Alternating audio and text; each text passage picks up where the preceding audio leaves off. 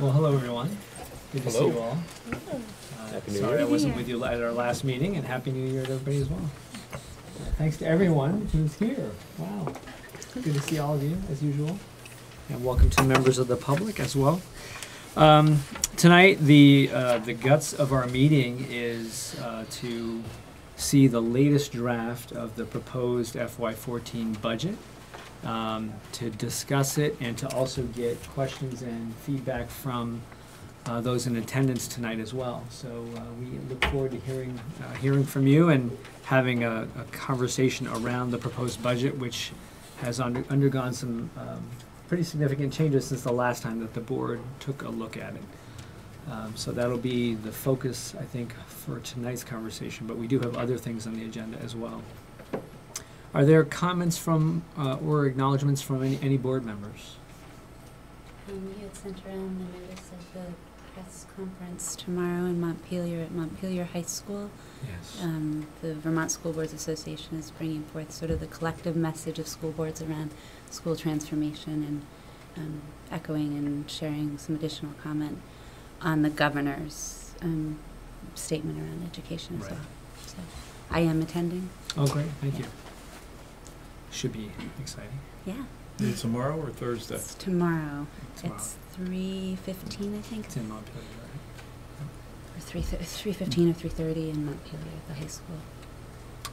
I'd like to thank Ben for authoring a piece for the Essex Reporter, a perspective piece, talking about wrestling with the budget and how that's going, and reporting out to the community.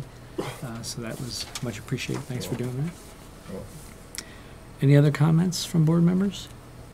Any comments from the public or those in attendance on anything not on the agenda tonight?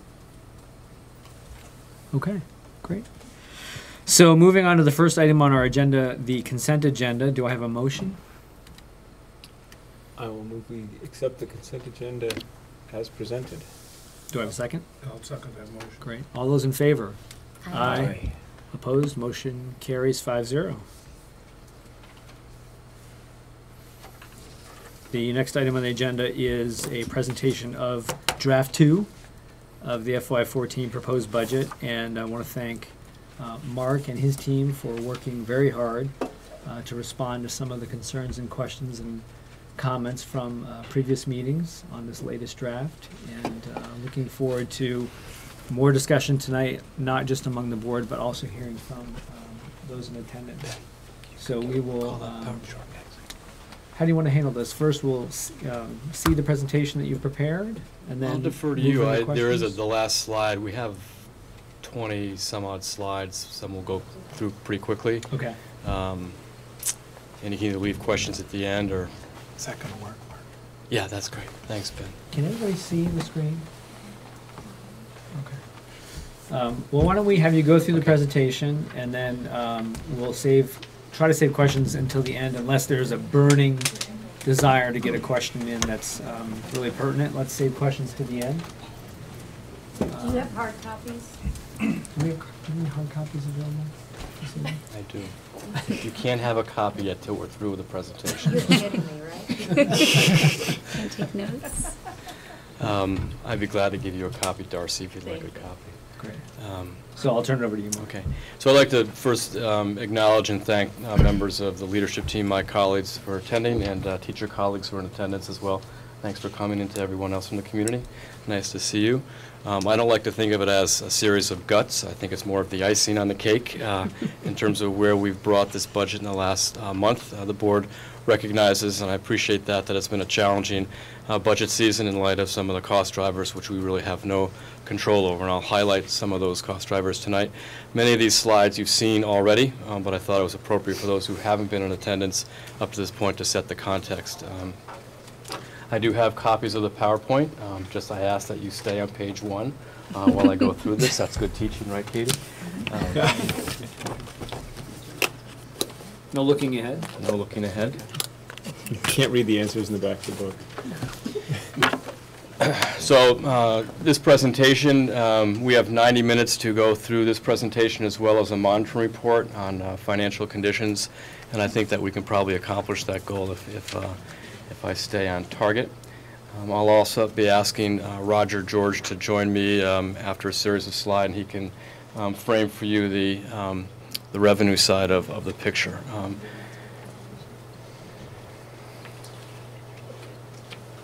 I don't know, do I have enough copies? Yeah, you do. I made 20. Does anybody else want to come? Yeah, actually, I would like one of the right notes right on it. That'd be great. Thank I'll you. leave them here, so. I'll apologize ahead of time for a couple of these slides, which I've moved around, and the font is way small.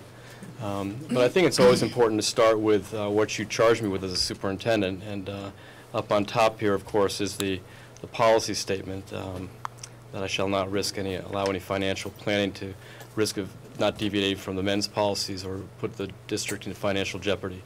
And it needs to come from a multi-year plan. So what you'll see tonight is some of my thinking around that. And again, as Brendan acknowledged, certainly a lot of my thinking has been informed by the leadership team and also from the board. So the first point to make is that this budget does reflect, we believe, the policies, the ends policies in the district, and it really does come from a multi-year plan that goes out to 2015, 2016. So as we develop the budget, we're always thinking about the end in mind and how this budget, which really is a policy document expressed in numerical terms, addresses the needs of kids. We recognize, although we're seeing some indicators at the statewide level that the economy is improving, we're still cognizant of the fact that the economy continues, for some people, to be a concern here in Essex town. Our enrollment is remaining fairly static. I'll show you a slide that shows a little bit of dip here and there over the last 5 or 6 years, but we're pleased to say, unlike other districts in the state of Vermont, that our numbers are remaining pretty constant. At the time of when we first brought these assumptions forward in November, I put a higher number of teachers that we might expect to take advantage of the retirement incentive. To date, 2 teachers have, who've had great careers here in Essex town and have decided to retire. We also, an assumption is that the wages benefits for professional staff are expected to increase. A good thing is that the wages and benefits and working conditions for union support staff, that's a known number at this time, so we're able to build a budget around that known fact. We have additional services which we'll talk about tonight for students with disabilities as required by state law. And again, that's an assumption that we had going into this budget based on the service plan that was developed in the fall of 2012 that we're going to see an increase of need there. Our technology, infrastructure, and equipment, as you saw last year, is following a 5-year plan. We haven't deviated from that plan in FY14. We knew at the time that the state homestead tax was going to increase. The legislature hasn't gotten their hands on that number yet. Our assumption is they're going to increase it by 3 cents because the ed fund needs to be replenished, and as the state homestead tax goes up, more money from taxes goes into the ed fund, which school districts draw on. At this point, our best guess is it's going to stay at 3 cents above where we are now, but there's some talk that it might even go higher. And lastly, less revenue will be available this budget year compared to last budget year, and we'll talk about some of the reasons for that as we get into the budget. Okay, let me just keep rolling. So again, appropriate in a meeting like this to talk about the investments that the board has made over the last couple of years. And the first to be proud of is that Essex Town student achievement continues to be above state average as measured by a statewide assessment. And so the investment of tax dollars is having that type of an effect on student outcomes. Secondly, based on FY13, we increased services for students who speak English as a second language, and we're seeing great results with the added paraprofessional position in that staff group. We believe we're seeing increased teacher effectiveness in mathematics and language arts as we're moving into a more embedded professional development model through professional learning communities. We're starting to see good progress with the effectiveness that teachers are bringing to their classrooms. We have improved efficiencies in our building and operations, again, because of the switch we've made from bringing a technician, a maintenance technician in, as well as empowering building leadership to be more involved with building-based operations and maintenance. We've seen some improvement there. We have improved preschool services through increased community partnerships. We'll talk about Act 62 and the partnerships we're creating with private practices in the area. We're seeing some great results, namely that our students who are entering kindergarten are better prepared because of high-quality preschool experiences. We're having an increased capacity to teach students with exceptionalities, students with disabilities, students who are eligible for service through an individual education plan. As we've increased our capacity in the district, we're spending less money, and especially in private tuition situations, which we've seen more of in the past. And finally, we're proud to see increased teacher leadership, trying to flatline the organization so teachers have much more involvement with decision-making and participation in big decisions that affect all of our practice. And we're seeing some good results as we've moved into more of a framework that represents what a professional learning community is all about.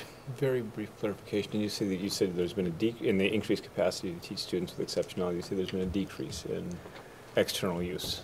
Private tuitions in particular. Okay. Yeah. So what you saw a couple of weeks ago, actually it was back in mid-December, wasn't it? December 17th.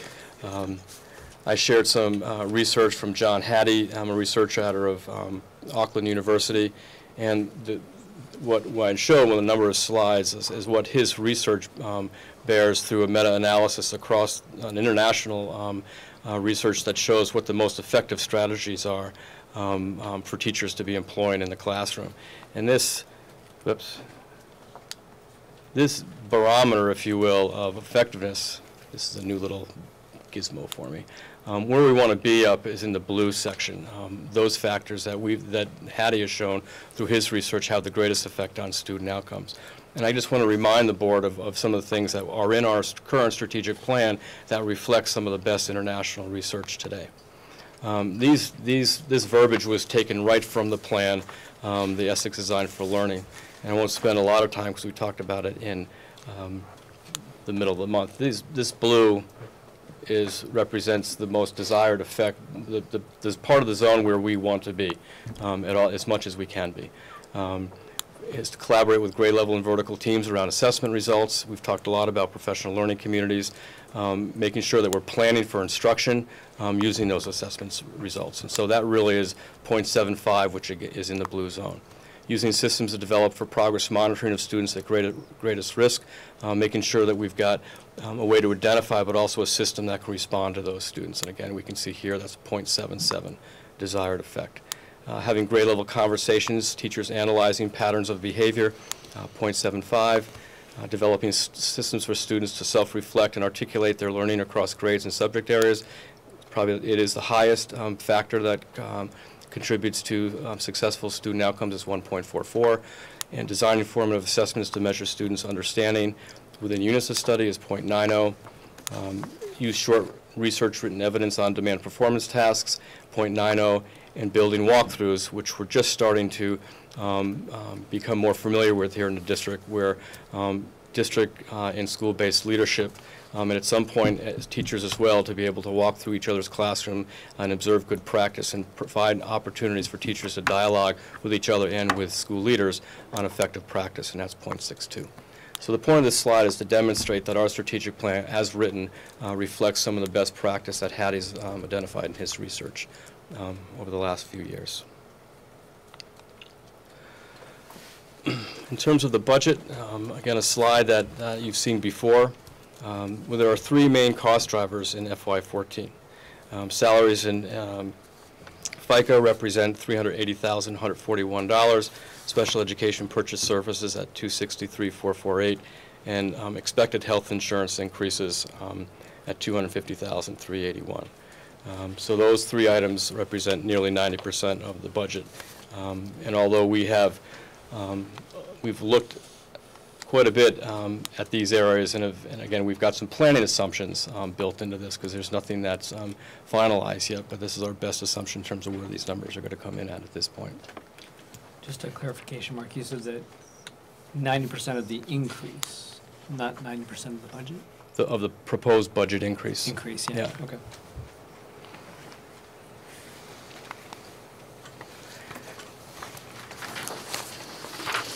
So these are the couple of items that look different than what you saw on the 17th of December.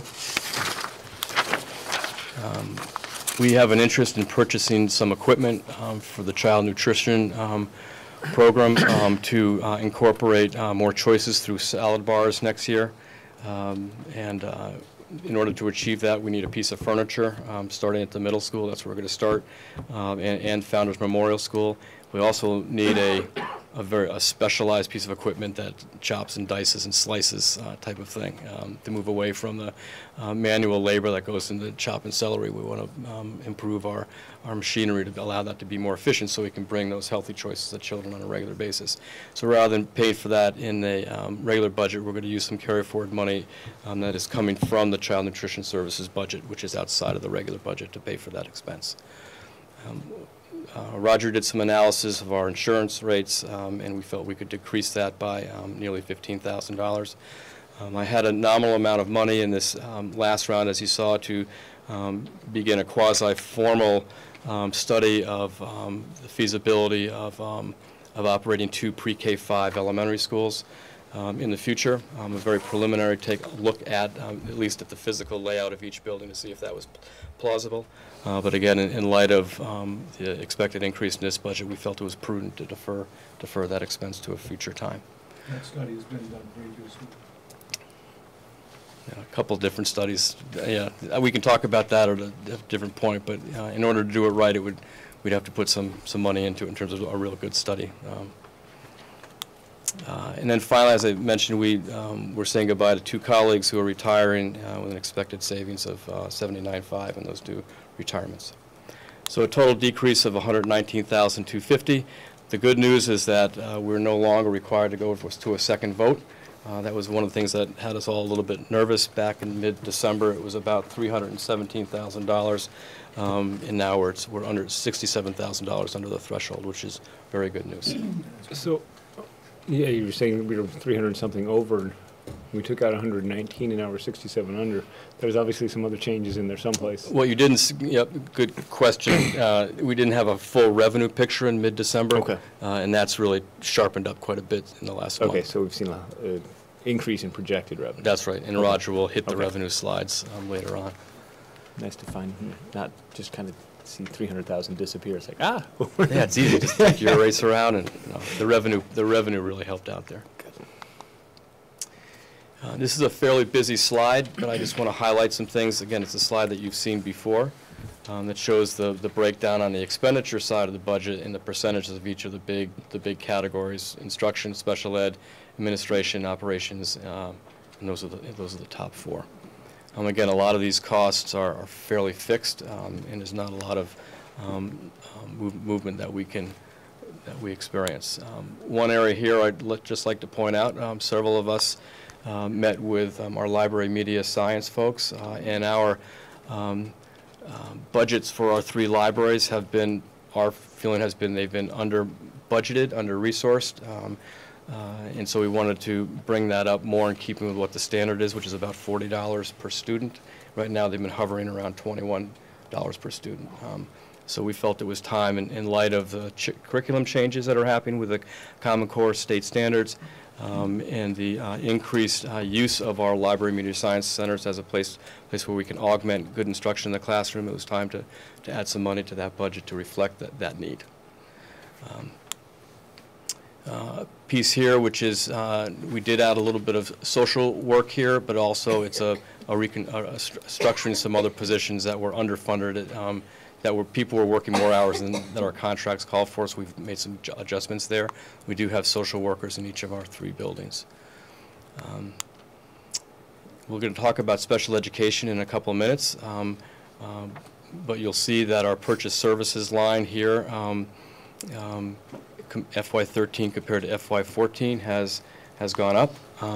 One of the backstories to that number is that, if you recall, in FY13, the service plan called for reducing the purchase line services and special ed, and in fact this year we had to increase that line even though there were no monies budgeted because of the increase in student need. And again, we'll talk about that in a couple of minutes. District services, pretty much this is central office. and school services as building leadership as well as front office staff, and it shows the increases there. Transportation, this is our contract with First Student, and that reflects our multi-year contract with First Student in the tick-up that we see with the contract that we have with them.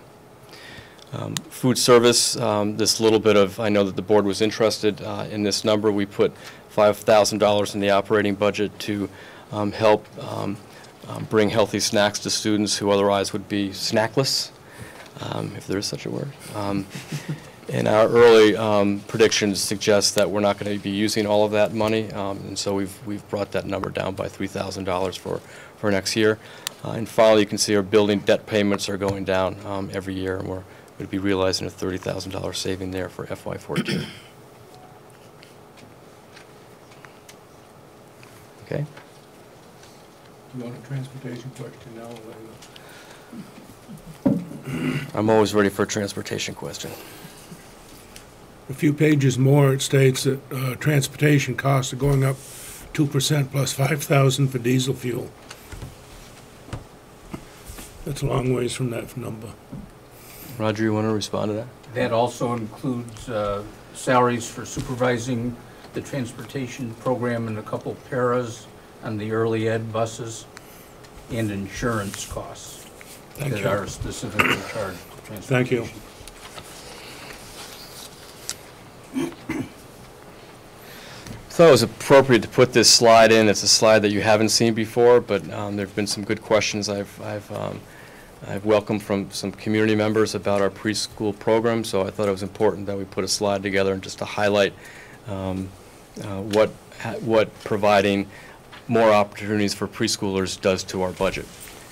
And what's noteworthy is that when we keep our budget, when we add the preschool costs, which are $94,855 for next year, in the budget actually lowers our tax rate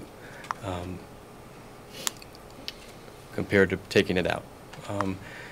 So the narrative states that currently we serve 32 students through Act 62, which are providing preschool slots and high-quality preschools with private practitioners in the Essex, in this catchment area, mostly in the Essex area, and we predict that we're going to go up to 41 slots next year.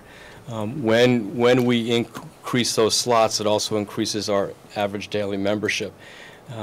You know the concept of equalized pupil. Preschoolers are equalized at a different rate than K-6 and then as high school kids are. But when you even at a rate of 0.46, it still generates resources so that it negatively affects or keeps our tax rates at neutral here in the Essex community. So we thought it was appropriate to put it in the number to lessen that tax rate. It's a better way to show. That's the money side. The good side of it, which I started with, is that type of investment is really paying off in terms of the readiness of students, the alignment of curriculum with preschool and kindergarten, and the relationships that are being developed between ourselves and our colleagues in the preschool our workforce. And so it's really had some very, very positive effects on not only kids but also our culture in terms of their being part of the K-8 experience. Is there a cap mark on the number of students we can take? No, So the I don't believe so. 41 is... There used to be, but... Yeah, that's what I knew there had been. So maybe if we got like 141, we could reduce our taxes even more. I was just wondering if that 41 was a target because of our capacity to handle the administration on it, or is it just what we might anticipate given this being another we can year spend in some this time program? talking about that. We have hopefully some offsetting grant money again, but we also need to recognize as when we open a slot, it also costs us money. Mm-hmm. So we want to make sure that we're thoughtful about how quickly we grow that. I believe we have four current partnerships, and we have 3 others that are. I'm looking over to Jessica, who leads this program. 3 others that are in the wing to join on. Thank you. Is this the second year of the pre-K program? And I remember when we first looked at the numbers and we did some forecasting around it, we did sort of plan for sort of a controlled growth over time. Yeah. So this year it's 32 students, and next year? Act 62, we also have students that we serve at center base and at the elementary school, so that's the other group of preschoolers. I would we imagine it'll serve. be an interesting area to watch, given the governor's focus on preschool education. So. Yeah, and the governor came out last week and said it's an area that the state really has to take a look at seriously. And our goal is universal access, not to say no to any child at some point. And so we thought that was an instructive slide to put up there to show you the benefit. I mean, we know what the benefit of to children is, but the benefit of the taxes, if best, it's neutral. It's maybe off on a tangent, we don't want to spend time on it, but do you know what percentage of our kindergarten students do not have any preschool when they show up in kindergarten? Boy, it's not. Okay. Okay, I'd be curious. Okay. It's, by and large, yeah, it's a very low number. By and large, our students come pretty well prepared across the board. And we like to make a distinction. We're fortunately we have a lot of providers in the community, but there is a distinction between daycare and high-quality preschool. So our Jessica's been working in developing what are those criteria that we want to use to make sure that those prospective providers that come forward meet our standards in terms of those folks that we want to partner with. We're fortunate to have some great providers in the area. We have the in-house AAA as well as the Head Start program this year too, right? In our regular preschool program. Right. And so do we have enough data yet to indicate with any statistical certainty that these students are entering kindergarten more prepared than students maybe who don't have this experience? I think we've got good empirical data that shows that. Okay. Yeah. Mm-hmm.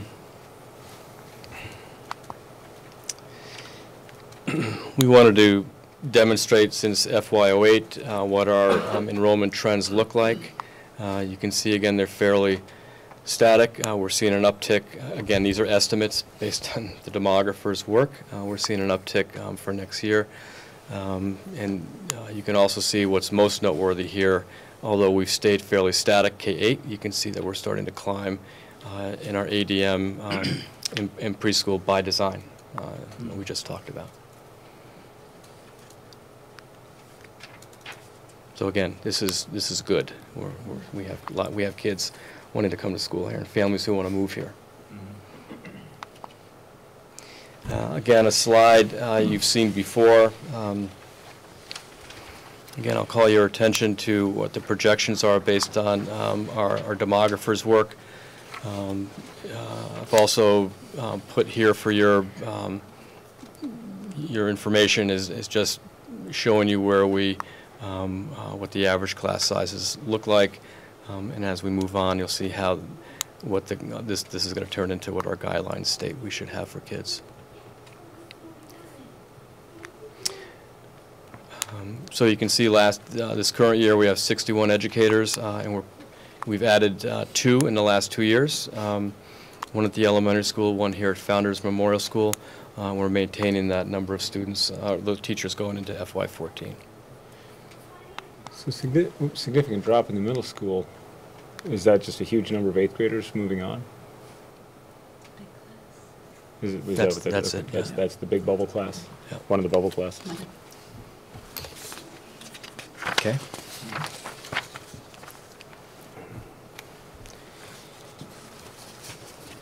This is the configuration that Peter has for next year. Peter Farrell, principal. 8 was 7 last year, but again we added a new teacher. We're going to maintain that position, so it's 8, 8, and 6 next year. And you can see here the max average guidelines, and as the board is well aware, we are right at the maximum line.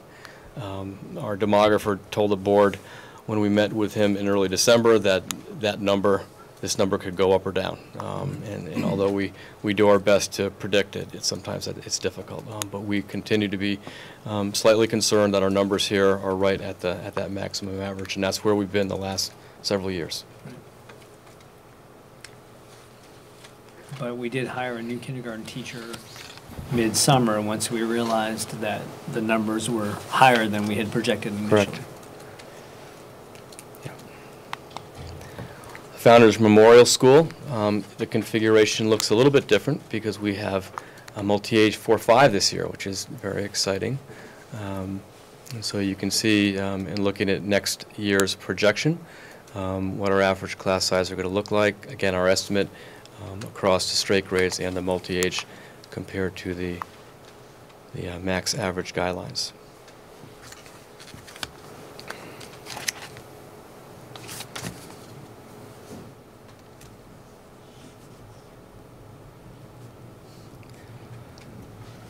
Okay, and then finally, the middle school. Again, the projected, what you'll see here is through the work of Kevin Briggs and his colleagues, the decision's been made to have one of our teams be a multi-age team. That's the EDGE team. Currently, the EDGE team is grades 6, 7, and 8, and next year will be grades 7 and 8. So this projection includes that new configuration that will go into place. Again, what we're expecting for students, average class size across those 4 areas and compared to max average guidelines. And this, again, hasn't changed for those community members who are here for a second time since the last time we met. So that drop from 143 sixth graders to 133 seventh graders is reflected in the 10 kids being moved to the EDGE, reducing the class sizes. From 6th grade, yeah. Yeah, okay. Mm-hmm.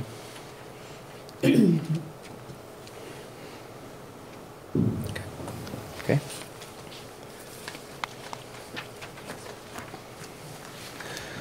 So another busy slide, but there's a couple things that I thought were appropriate to highlight for the board tonight, and these are concepts that you've heard before. This is the cost summary for special education for next year, and I guess where I'd like to call your attention to is this category here called purchase services. I started with the beginning of this presentation talking about a goal of increasing our capacity to serve kids with exceptionalities, and I believe that we've made some great inroads into that, into improving our services. That said, you can see here that our child count numbers have increased by over 20 students in the last year, and that has, had an effect on the overall budget. We've added $162,000 more in purchase services this year than was budgeted because of that increased need. These are students who come to us with an educational plan that require that services, in addition to the good services they receive in our schoolhouse, to be purchasing services outside of the school as well. It's a thoughtful process in terms of making the decision, but in hindsight, this number of 238, which is now $401,000, might have been shorted a little bit in terms of our planning efforts. Again, part of it, it's hard to anticipate what that new school year is going to bring. But we probably cut too much out of the budget, anticipating we weren't going to need that much. And in fact, we've added $162,000 more. So a year-to-year change is about $263,000, which is affecting that increase in special education. All these other positions are you can see, are fairly similar from the year before, except for the expected increase year to year for labor costs. We have seen a slight decrease in special education administration this year of nearly $10,000. Do you have a way of knowing our child count or anticipating whether that's an increasing or decreasing number by virtue of the 8th graders leaving, or what we may know of incoming kindergarten? Jessica, you want to handle that? Yeah, so, Did everyone hear that question? I apologize. okay. Do we have a way of anticipating the child count. count for FY14 based on 8th graders moving out, or what we know about incoming kindergarten? so yes and no. So that's the work we do with the service plan. So we include kids outgoing and incoming that we know of. But even that number this year, there are some kids that are unanticipated. For the most part, you can guess numbers-wise. Across the state, the average is about 15% for kids identified with disabilities in special ed. So, I mean, we're definitely close to that as far as the number of kids that we identify. The services that those kids require can fluctuate drastically. And then the other piece is just the jump in numbers and child count as your total population goes up. Usually your special ed numbers will also go up. But some of those kids are unanticipated and then some we know about. So everyone that we know about, we try to put in as anticipated for next year. And then throughout the year, kids are identified and referred for evaluations. And so you have this little fluctuation always. So go ahead, did you have a question, Brendan? I do. Okay. I think I've asked this before, but I just want to ask it again.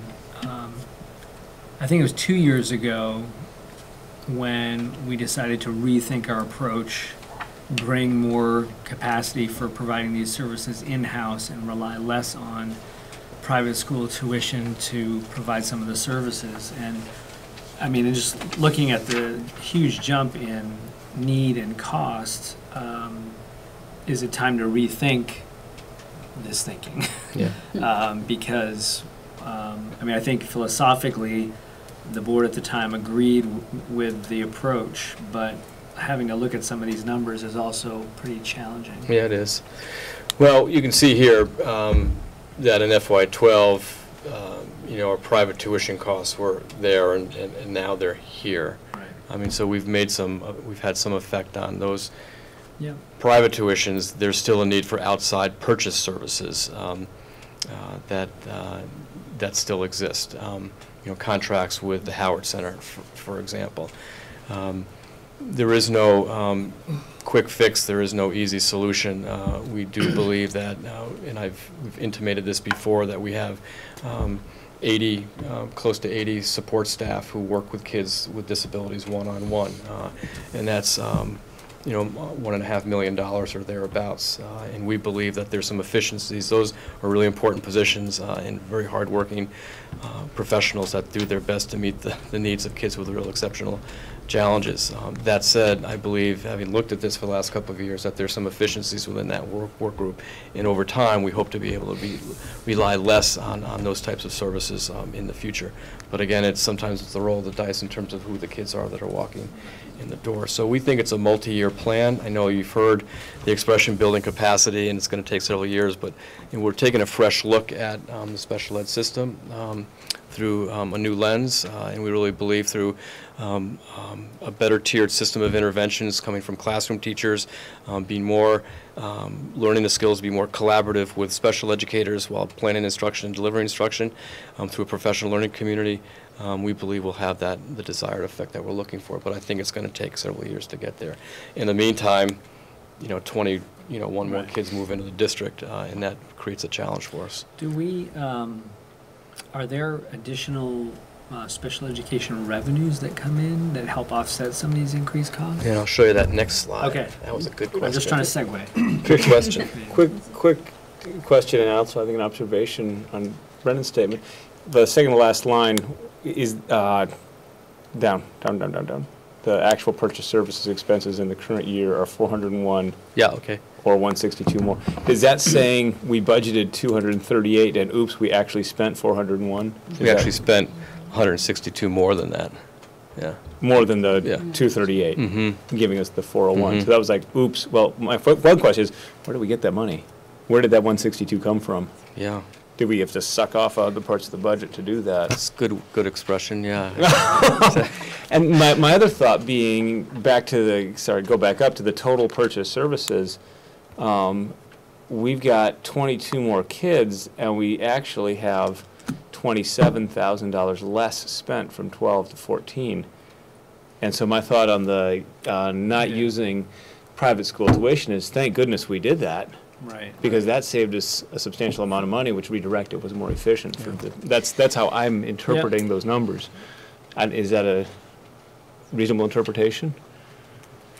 I'd have to think about it a little bit more. I guess the bottom line is, we have a responsibility, ethically, morally, professionally, to provide the service that these kids need, and they're entitled to these services because the programs that are available to them and their level of need. And we have to provide that within the least restrictive environment. So maybe I infer from your question, Brendan, earlier, that is there a way that we can provide service for less money? There may be, but it may not, fit the, the framework around least restrictive environment in terms of where we need to begin. We need to begin in the regular schoolhouse, and then if we can't make it happen here, then we go here. And we feel we've got a pretty darn good program here. And we believe when I see the costs related to outside of school placements, they're very, very pricey. And so even though this is sort of sticker shock here, I think if some of these kiddos were served outside of the district, it probably would be even greater than it is there. The good thing here is that the net cost to the community of Essex is about 33% of the total cost of special ed. So that's an important thing that the community needs to understand, that even though special ed is expensive, the net cost to Essex Town is about 33% of this overall figure. And that's the reimbursement model. So the revenue, we get revenue, about 58% or so of every dollar spent comes back to the town of Essex. So that's a talking point that I think the board needs to amplify as you go out with the budget to the community. So yes, high cost, but the net local cost is far less than that. Just the mechanics, that reimbursement comes after, so it becomes part of, it's not called carryover, what's that called? It's not carryover money because we don't. Fund balance? Fund balance. It becomes part of fund balance when we get more money back than we anticipated? The revenue is considered received in the same year the expense is Okay. incurred. But you don't actually always get it. We get it within Oh. a couple months of the close of the year. That which we haven't already received is Yeah. already figured into the fund balance. Okay. It's booked as receivable. Okay, Right. thank you. So if more kiddos move in or services need to increase, again, every dollar spent, we get a percentage of that back through reimbursement. It's not an incentive to encourage more kids to come to town, but it is a great resource that we're afforded from the state and federal government. And I'm going to finish up with I think one or two more slides, and I'm going to turn it over to my colleague Roger. Operations and maintenance. Just want to highlight a couple of things for the board. Roger's done a good job in going in and taking a look at, again, what might be possible. We're seeing an uptick in salary and benefits for building and grounds. Again, you see that our transportation here is jumping up. We've done some savings in utilities, not a whole lot, but worth going after whatever we can. There's the student snacks, and our building debt is going down. What I wanted to call attention to particularly is, I wanted to add this to the line. I'm going to talk more tonight about building security. Right now, we feel we have in the budget enough funds to do some basic safety features if the board chooses to go in that direction. More than, if it was going to take more than what we have currently budgeted, which is about $9,000 to $10,000 a building for those building projects, then we would have to have that conversation. But right now, it's felt important to put this in the line to demonstrate to the board and to the community that we're serious about building security, and it might need a budget more than what we have that we're looking at today to support some of the initiatives you might want to consider in the future.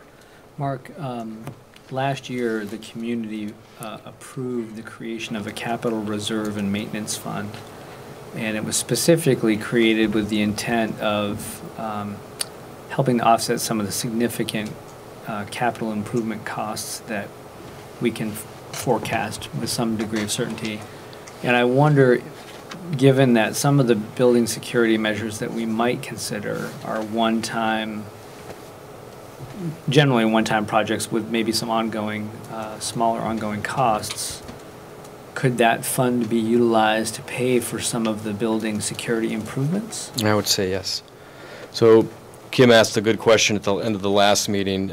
We didn't feel it was necessarily needed to be part of this presentation, but we'll bring to you soon what that capital improvement list looks like, that multi-year plan that you saw last year, and what are some of our priorities. And on that list, again, if this is the direction that we want to go in, would include security features for the building. Right. I think that would be a good use of those funds if we went in that direction. I mean, the fund was not created to offset sort of annual operating expenses.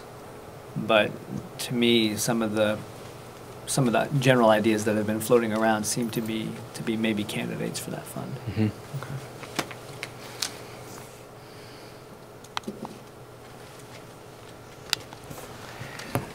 Mr. George, Roger. he is so ready, I can tell.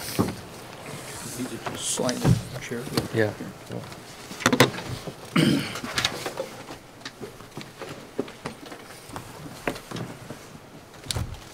Welcome, Roger.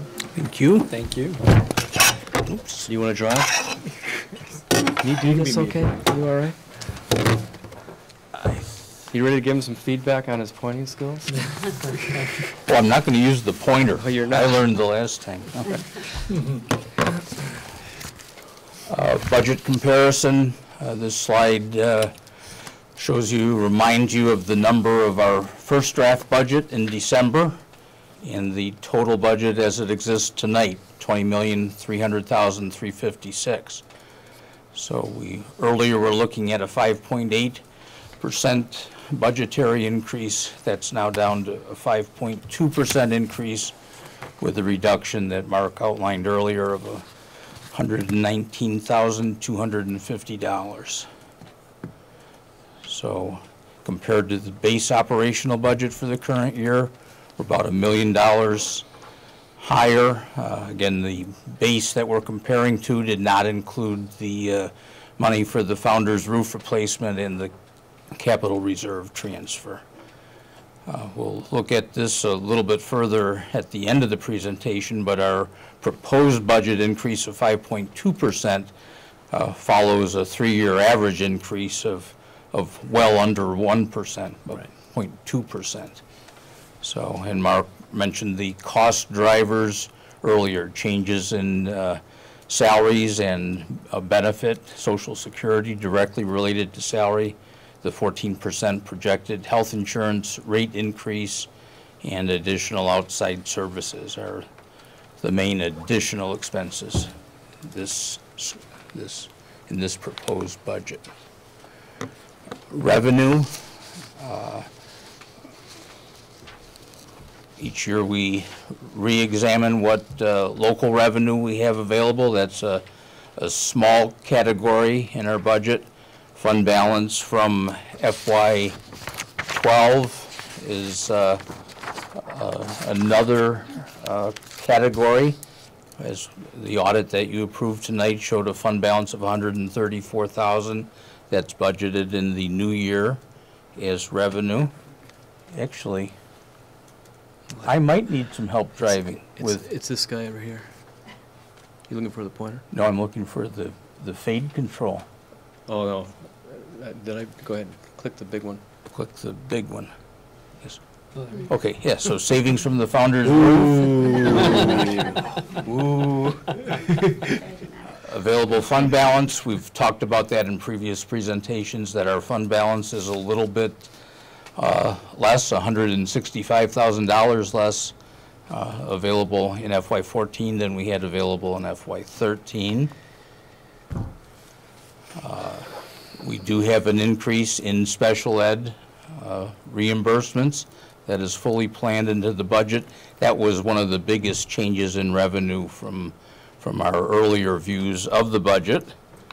And one last fade from federal funds, also a modest increase in IDEA funds that support special education services, and then the title funds are going up $101,000 compared to this year's budget.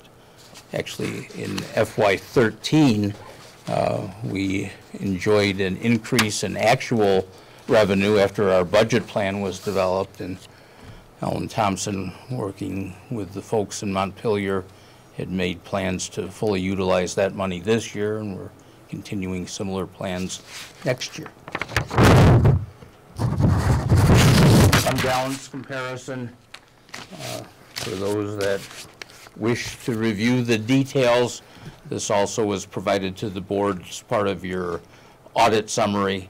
In FY13, for that budget year, we used the FY11 fund balance.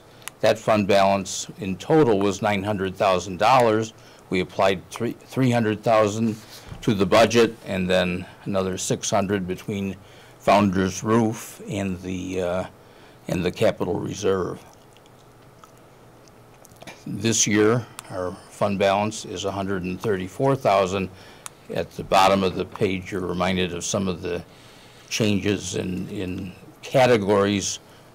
We received a lot of additional special ed reimbursement in FY11, which we did not receive in FY12, based on actual documented expenditures.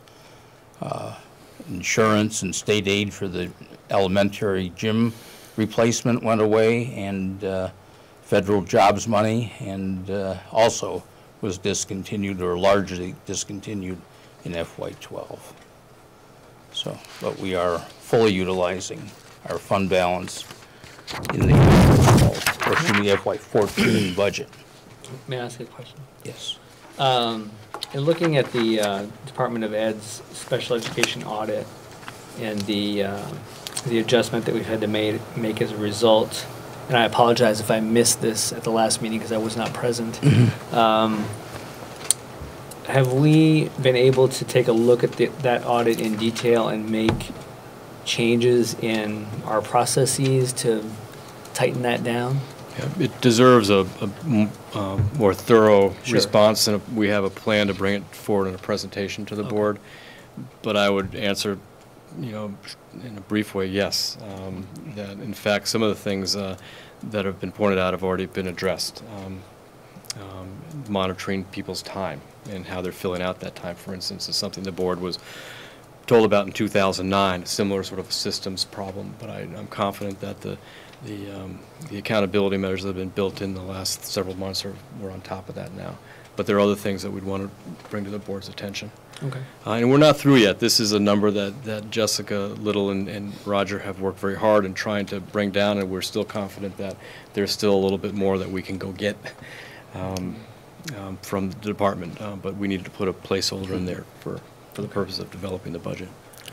Actually, we're making our final response on that audit by the end of this week, and then there'll be further discussion and negotiation after that, so it's not complete yet. Do you anticipate that the final number will be significantly different than that number, or just No, slightly? no, just slightly, Okay. yes. Thank you.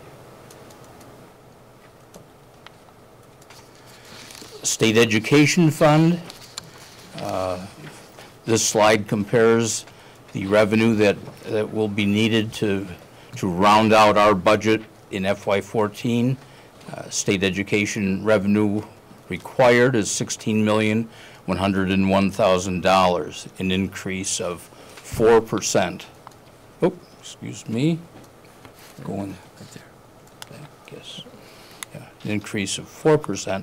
We had talked previously that statewide the anticipated change is a 4.8% increase. So we're pleased with the current draft of the budget that while we do require additional revenue from the state, our increase is progressing at a somewhat lower rate than other districts are anticipated to increase throughout the state. What this slide doesn't show is in FY11 and 12, we reduced our necessary revenue from the state education fund by a total of $755,000. And that was during a period where the state was encouraging reductions, but not all districts were able to reduce at all or to the same extent that we did. As the superintendent already spoke, our increase in state education fund revenue is about $67,000 below the maximum allowable increase with just one budget vote. You'll see that in the chart on the slide, our allowable increase would have been $693,000 compared to our actual increase of $626,000. Approximately 60% of that state ed fund revenue is collected in local school taxes from both homeowners and businesses, and then the remaining 40% comes from other sources, other locations in the state. Taxes. You'll see our Essex town tax rate, an increase now of 5.32. I decided to go to 2 decimal places so you could see how that would be impacted if we rounded to 1 decimal place. Just at 6 o'clock tonight, I put in a change in the high school rate, and I see with my last minute change, I got That's pretty tricky. two periods, 2 dots. I was going to do this, but I didn't. Yeah. No, I figure I better confess now, yes, rather than hear about it later. No, just kidding. No, seriously, the high school rate has changed about 4 times during the past month, always to the taxpayers' favor. So that is a decrease, 5.26%. At this point, taxes would go up $70 per thousand in the 100,000. or per 100,000. I'm sorry. Yes, in the FY14 budget. So, breaking down our 5.3% increase, wanted to share some information. Our increased need for revenue from the state education fund equates to about 1.9% of that 5.3% increase. The remaining 3.4% is attributable to the state's projected increase in the base rate from 89 to 92 cents. In other words, if that base rate was projected to not have to increase, our tax increase would be just the 1.9%. There was a modest increase in the town's common level of appraisal as redetermined annually by the state, so that helped cause a modest decrease in the proposed increase in taxes. Increased enrollment, both in our own schools, pre-K-8, and at the high school, helped lessen the tax increase. About $45 of the projected increase per $100,000 is attributable to our town schools, and about $25 to the Union High School. And again, a reminder comparing the current projections to where we've been in 2 years prior to the data on this slide. Blended taxes decreased a total of about 3%, or $38 per $100,000 of assessed value. Capital reserve, we've talked about. Capital reserve certainly making additional money available to the capital reserve is a possibility. At this point, though, in the budget being presented tonight, we have not made a provision for transferring additional funds to the capital reserve, which initially was $275,000, and you see in your accountant's report tonight that has increased very modestly as that separate fund earns interest. If we wanted to keep the capital reserve discussion in the forefront of our budget presentations, we've shown some scenarios adding either $25,000, $50,000, or $67,000 to our budget. That would increase the draw that we would need from the state education fund. So we're currently at a 4% increase. If we add $25,000, you'll see that the state education fund revenue increases by $25,000, and that's now a 4.2% increase. Also traced out the impact that there would be on the Essex tax rate. Those changes per assessed $100,000 were prior to tonight's reduction of about $2 caused by Essex Union High School. So this means that any amount that we would want to set aside above $67,000 would trigger the 2-vote. Correct. Yeah. Correct. I apologize, I think I probably asked this question before, Roger. How does the high school do it? Is it a second question on the ballot, or is it a line item on their regular budget? It's a separate question. They don't indicate a specific number, rather they say up to 1% of the budget. And in this year, that second question will also be their second budget question in the state's eyes. They To do that, they will need. It would trigger the second At the vote. high school. Yes, They're doing yes. two vote. It'll trigger a second vote. So they're doing 2-vote plus the typical question about the So capital is reserve. that the only thing that hits their second vote question? I'm not 100% certain. I do know that would be the major portion of it. Because we had, not having done this the second year and only Mhm. having established it last year, we don't have a plan. We knew there were a couple of options and ways to approach it, whether it be a line item in a regular budget or a second question, similar to the way the high Yes, school does it. yes. And so, I know we're holding questions to the end, so I'm guessing we'll come back to this Yep. topic. Mhm. And that's fine. Okay. Per pupil spending, slide indicates our spending in FY14 going up $365 compared to the base year of FY13 on a percent change basis, not a drastic difference from 2.4 to 2.8. Remind you that the spending per pupil does not include all budgetary expenses, but rather divides our state education fund revenue by the pre-K 8 pupil count as presented each year by the state. For this base year, FY13, our oh my gosh. Per pupil. 2 decimal points. Our per pupil spending is only $57 above the statewide average. That statewide average is an actual average calculated each year once the year is when all the data is known. That's why we don't know yet what the average spending will be next year.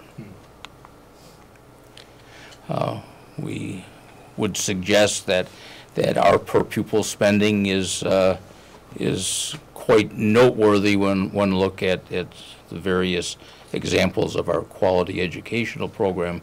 We believe that we have used our resources wisely, and a reminder also that we are consistently well below the state's penalty threshold on per pupil spending. So the last slide, and then we'll open it up for any questions that remain. Just felt it was important to end this by pointing out to the board again in near future budget presentation is to remind the community that our percent growth over the last several years have been very modest. And because we've got some extenuating conditions in our forecast in FY14, we've seen a bigger jump from FY13 to FY14. But over the last 4 years, we've seen negative growth, very little growth, and then just a spike up to 2.3 and now 5.2. Also with the percent change, we've also been very prudent in terms of accessing those state ed funds, and I think it's noteworthy to the community that we've been thoughtful in terms of keeping that number at a reasonable rate. And as Roger just talked about, our per pupil cost is actually, when you look at per pupil spending in FY14 is where we were in FY11 in terms of that cost. And I think, again, that's important to point out.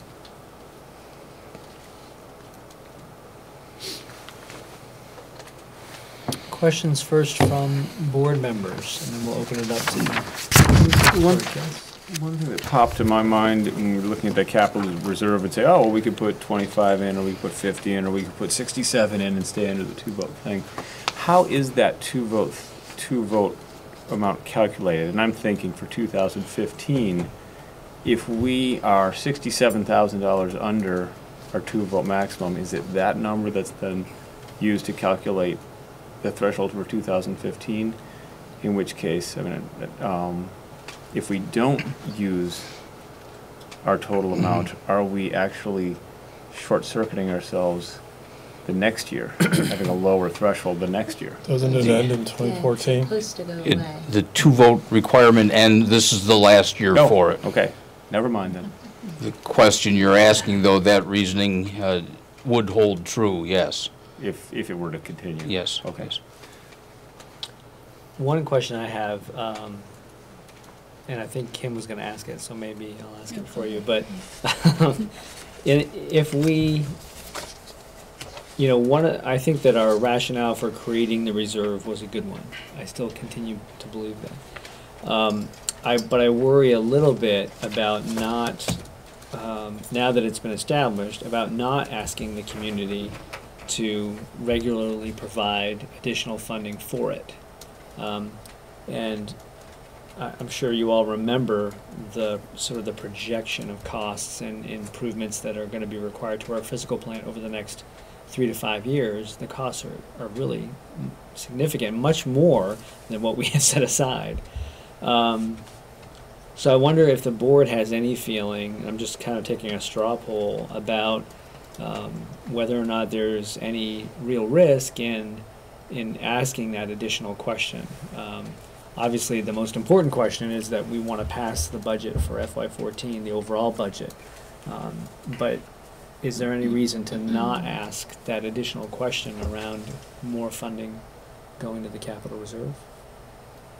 Does that require a second question? It can't just be $25,000 line item on a big budget.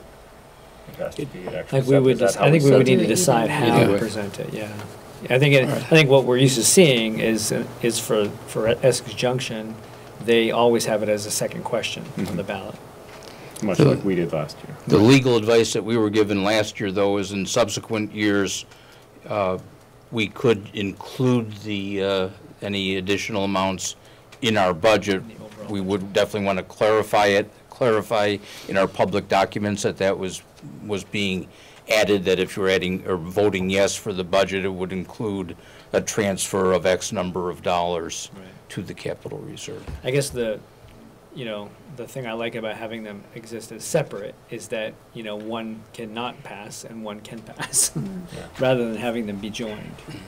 I think, but for looking at a 5% increase, I would probably prefer to have it be part of a priority that is a budget item each year. But I think in the face of this increase, and this being our first year back to it, I would feel uncomfortable for it to be absent.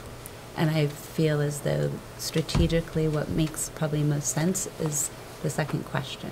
Not necessarily putting us into the penalty, the second question with respect to the state Act 62 or whatever act it is that's the problem on that one.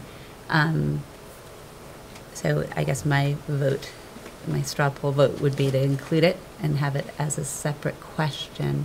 I like the language that's as a % of budget if we are able to. I also like that sort of mirrors what's happening in our community currently with the way it's handled at the high school, and it may make more sense to people. Right. And I don't know that that's ever not passed at the high school when the budget has passed. Yeah, I don't believe that has. I'm sure that's something we could find out from Grant. But, there's certainly probably been years when the budget hasn't passed, but I don't know that the separate question has ever not passed when the budget has. David, do you have an opinion on this straw poll question? I have a question before I state my opinion.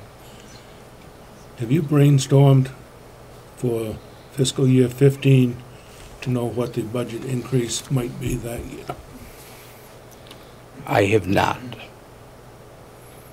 Well, my question would be, if, for example, in fiscal year 15, we were looking at a 2% budget increase, this might be a year to forego adding. If in fiscal year 15, we were looking at a 7% increase, I would think that this might be the year to add to it and maybe drop back some in the future, trying to level things out. Right.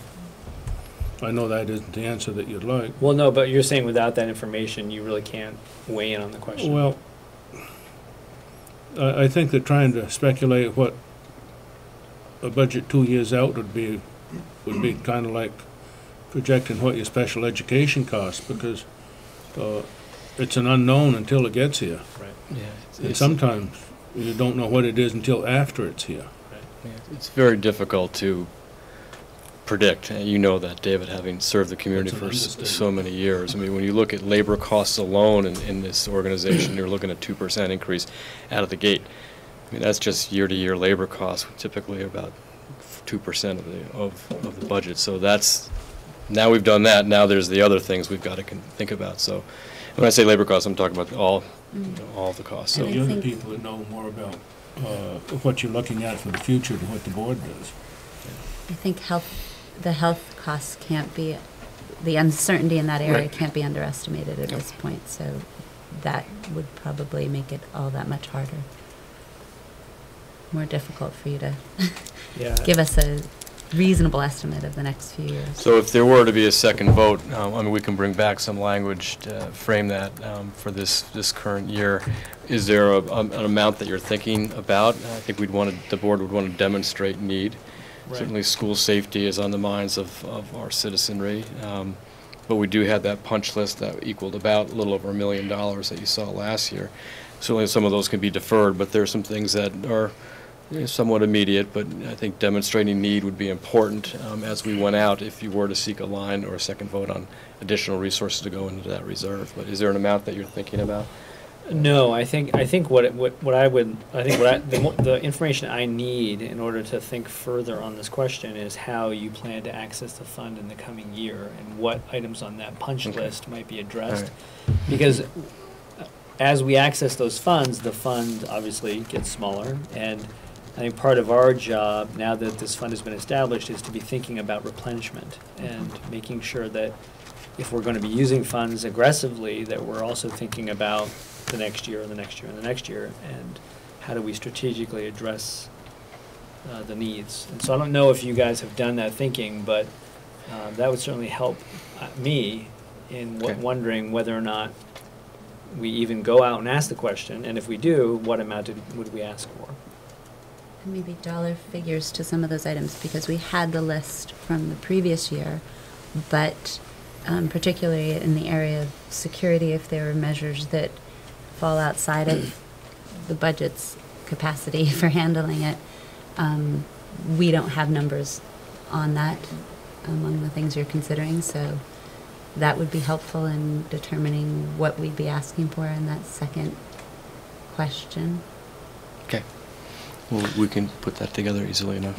Kim, are you suggesting actually having those things listed on the question? No, I don't Just- think no, but I think among the conversation and the presentation to the community as we approach the budget, just as we did when we asked to establish the reserve fund, and we could demonstrate the upcoming sort of bigger capital expenses that were not able to be handled in our budget, that was how and why we asked for a capital reserve fund. And so I do feel strongly that we continue to show commitment to that as a appropriate long-range strategic plan around our budget for capital improvements. Well, and I also think it's just good stewardship of the public's trust to be able to say, you helped us, you authorized the establishment of this fund, and here's how the fund was accessed in the past year, or whatever, in terms of the improvements that were made possible as a result of the fund. David, do you have a question? My personal opinion, 25,000 doesn't go very far. If we were only gonna ask for 25,000, I'd say not to ask for anything. Okay. With that in mind, I'd go 50,000, because looking at the numbers that were on one of those slides up there. What was 50,000? $2.50 household or whatever. That's not too much to absorb.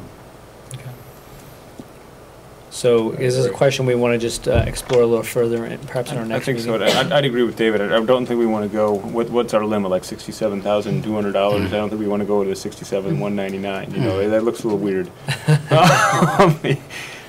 So I like David's idea of 50,000 substantial, but it's Right. not like. Well, that's why I go back to the edge. question of need and planning. You know, what is the plan for using the funds in the coming year? And so we might want to be thinking about replenishment.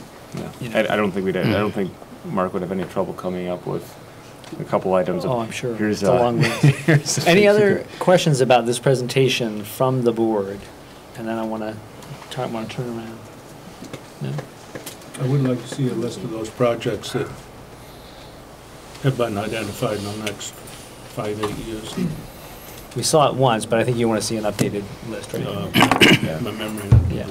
good. Questions from our guests tonight about the presentation, or questions for the board that we can try to answer? Darcy? Yeah. Just an opinion on your last conversation. As a taxpayer, I would find it irresponsible if you didn't continue to ask for money, since your initial push last year was to try to be looking forward on maintenance. I just know in my own personal house, if I don't pay for the maintenance now, I'm going to pay more later. Right. So, but I do think it's important to educate your community on what you did use that money for last year and what your plans are in the future for using money that you're asking for. So I look at it in the reverse way. I know that number 5 is going to look high to people, but since you started that forward thinking, I would encourage you to continue it.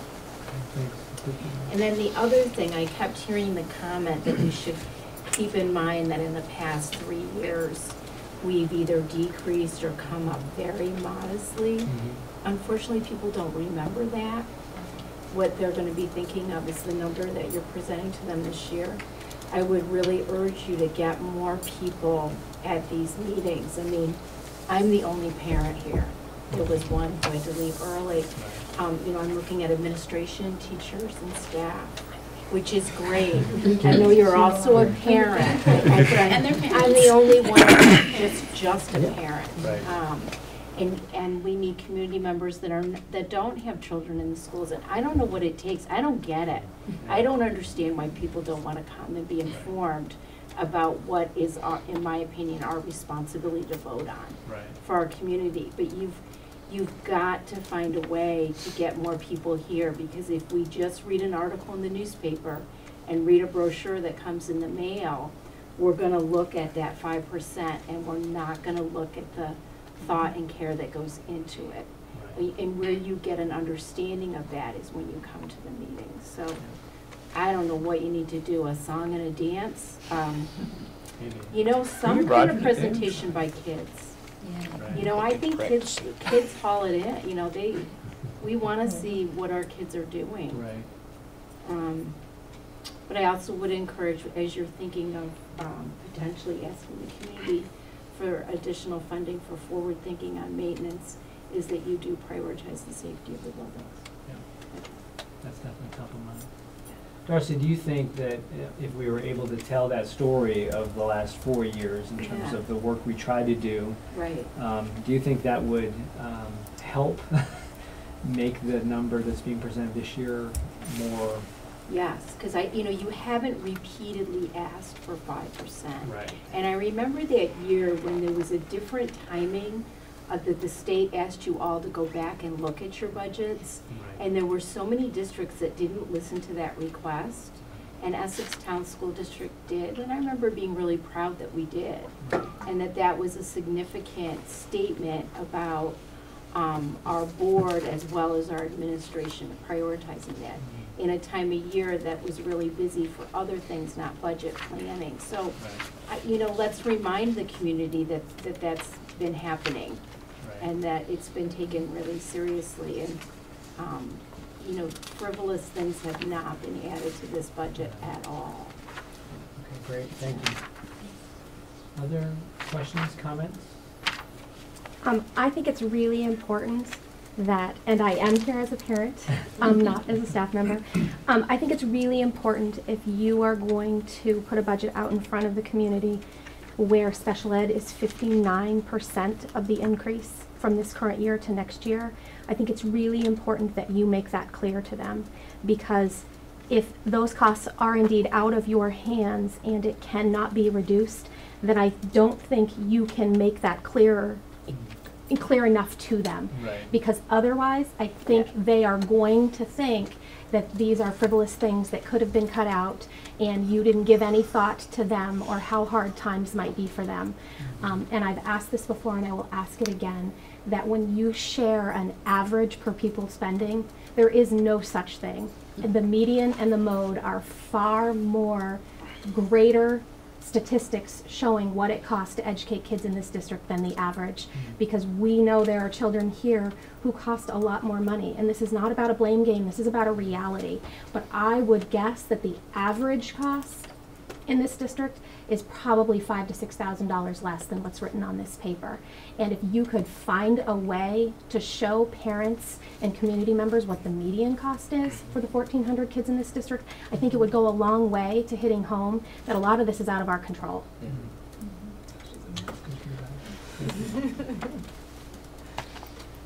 Thank you. Well, in the past, I've seen slides where it shows that part that's Jeffrey. out of the board's control. The part of the budget, like your contracts are your contracts, your, Right. yeah. I And think then we, there's in that years really past we showed small the part. discretionary part of the budget. Yeah, and even the word discretionary, I'm not sure is No, it's not the right appropriate. word, but I think that's how it was Right. worded in a past Right. presentation. But I think she makes a really good point, that a lot of it is totally in response to what we need to do. I was just thinking also, when kind of in response, maybe this is just inspired by, Darcy, what you're saying about telling that story of where we've been in the past.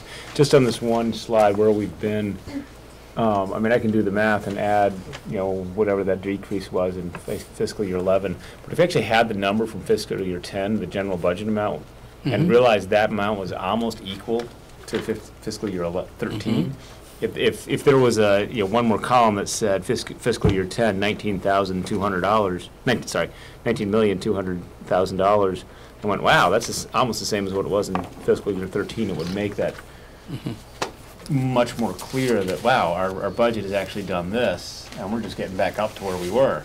And now we are finally starting to get above. But those we've actually had that big U shape. Yeah. If we hadn't done such a great job, and of course I wasn't here in 11, but if I hadn't done such a great job in 11 and 12, boy, it sure would be easier now, because we'd be looking at a 1% increase instead of a 5% increase. Yeah, great. Any other questions, comments, feedback? Great. Well, thank you very much for, I know there's a lot of work that goes into this presentation, and I appreciate the work that you and your team have done to continue to work on these numbers for us and for the community. So, thank you.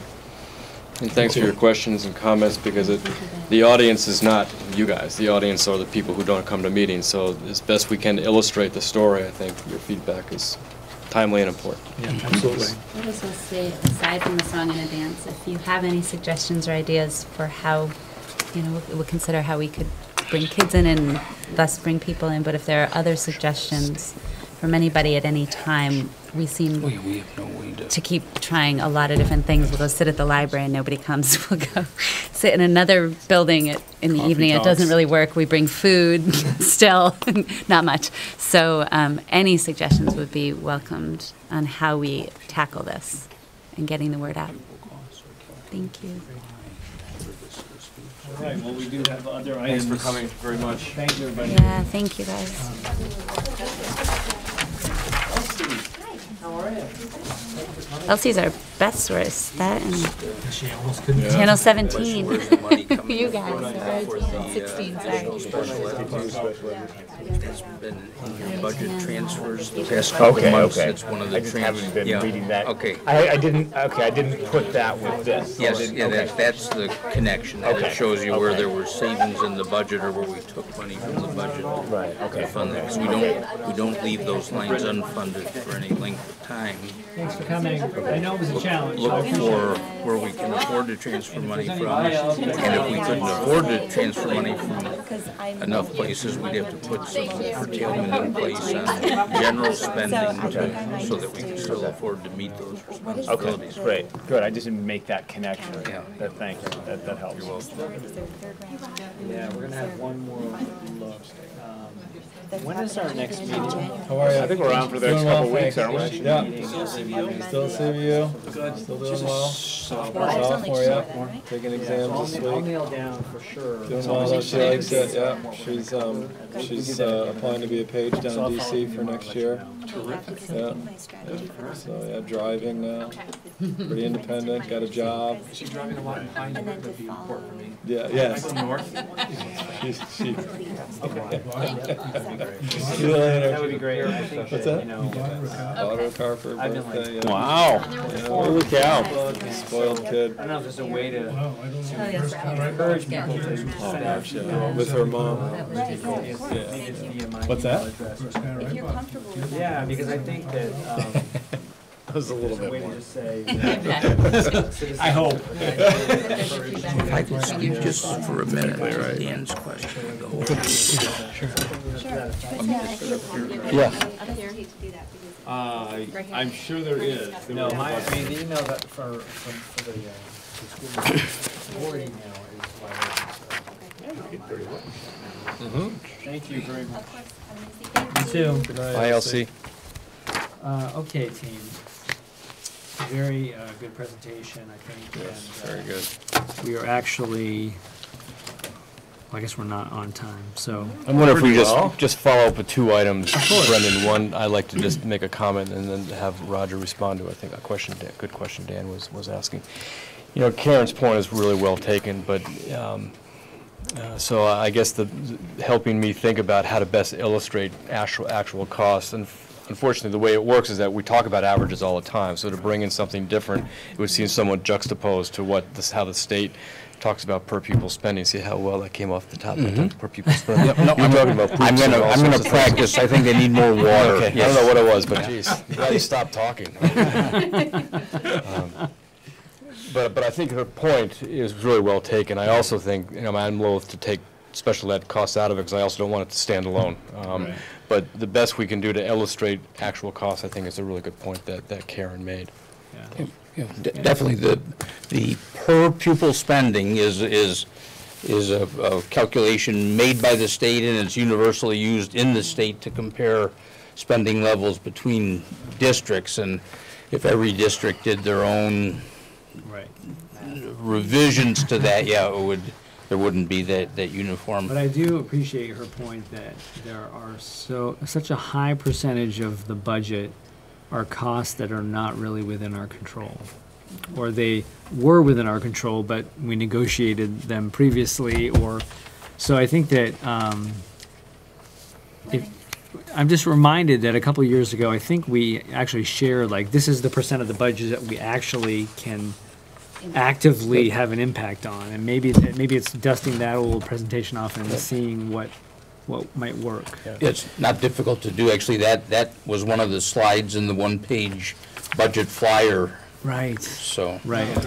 sort of like fixed costs dominate the budget, or Right. But something like that. I think what you're also suggesting is that because that line didn't play well in the Northeast Kingdom where I used to, you know, we only have so much control, and then they said, well, get control of it then. Right. You know, so I think we have to be careful about that. I agree. Because I agree. the flip side of it is that a highly qualified, skilled, professional, educated workforce costs money. Right. And that we Oh, started yeah. with the ends, and we've got those sort of services in place. And yes, once you fix that to an agreement, you're Right. wedded to it. But, Yeah. you know, I just... And I Yeah. think as we are in a negotiating year, I would hate to set the tone that make a negative tone of a contract that is currently under negotiation for the coming years. So, being careful around our language on that, I think is going to be Labor important. costs, not teacher contracts. Yeah, and I that think type of one would and should expect that in a human services organization as ours is, the majority of our costs should be, you know, Well, and I labor think- and and I absolutely salary and benefits. I don't want to, you know, us to come off as defensive in that regard. I Right. think that the actual argument is we have the school district that we have because of the highly trained Yeah. and professional workforce that we employ. So I don't want to Yeah. I don't want to try to make excuses for that. Right. That does come at a cost. So I agree that we need to be careful on how we present it, and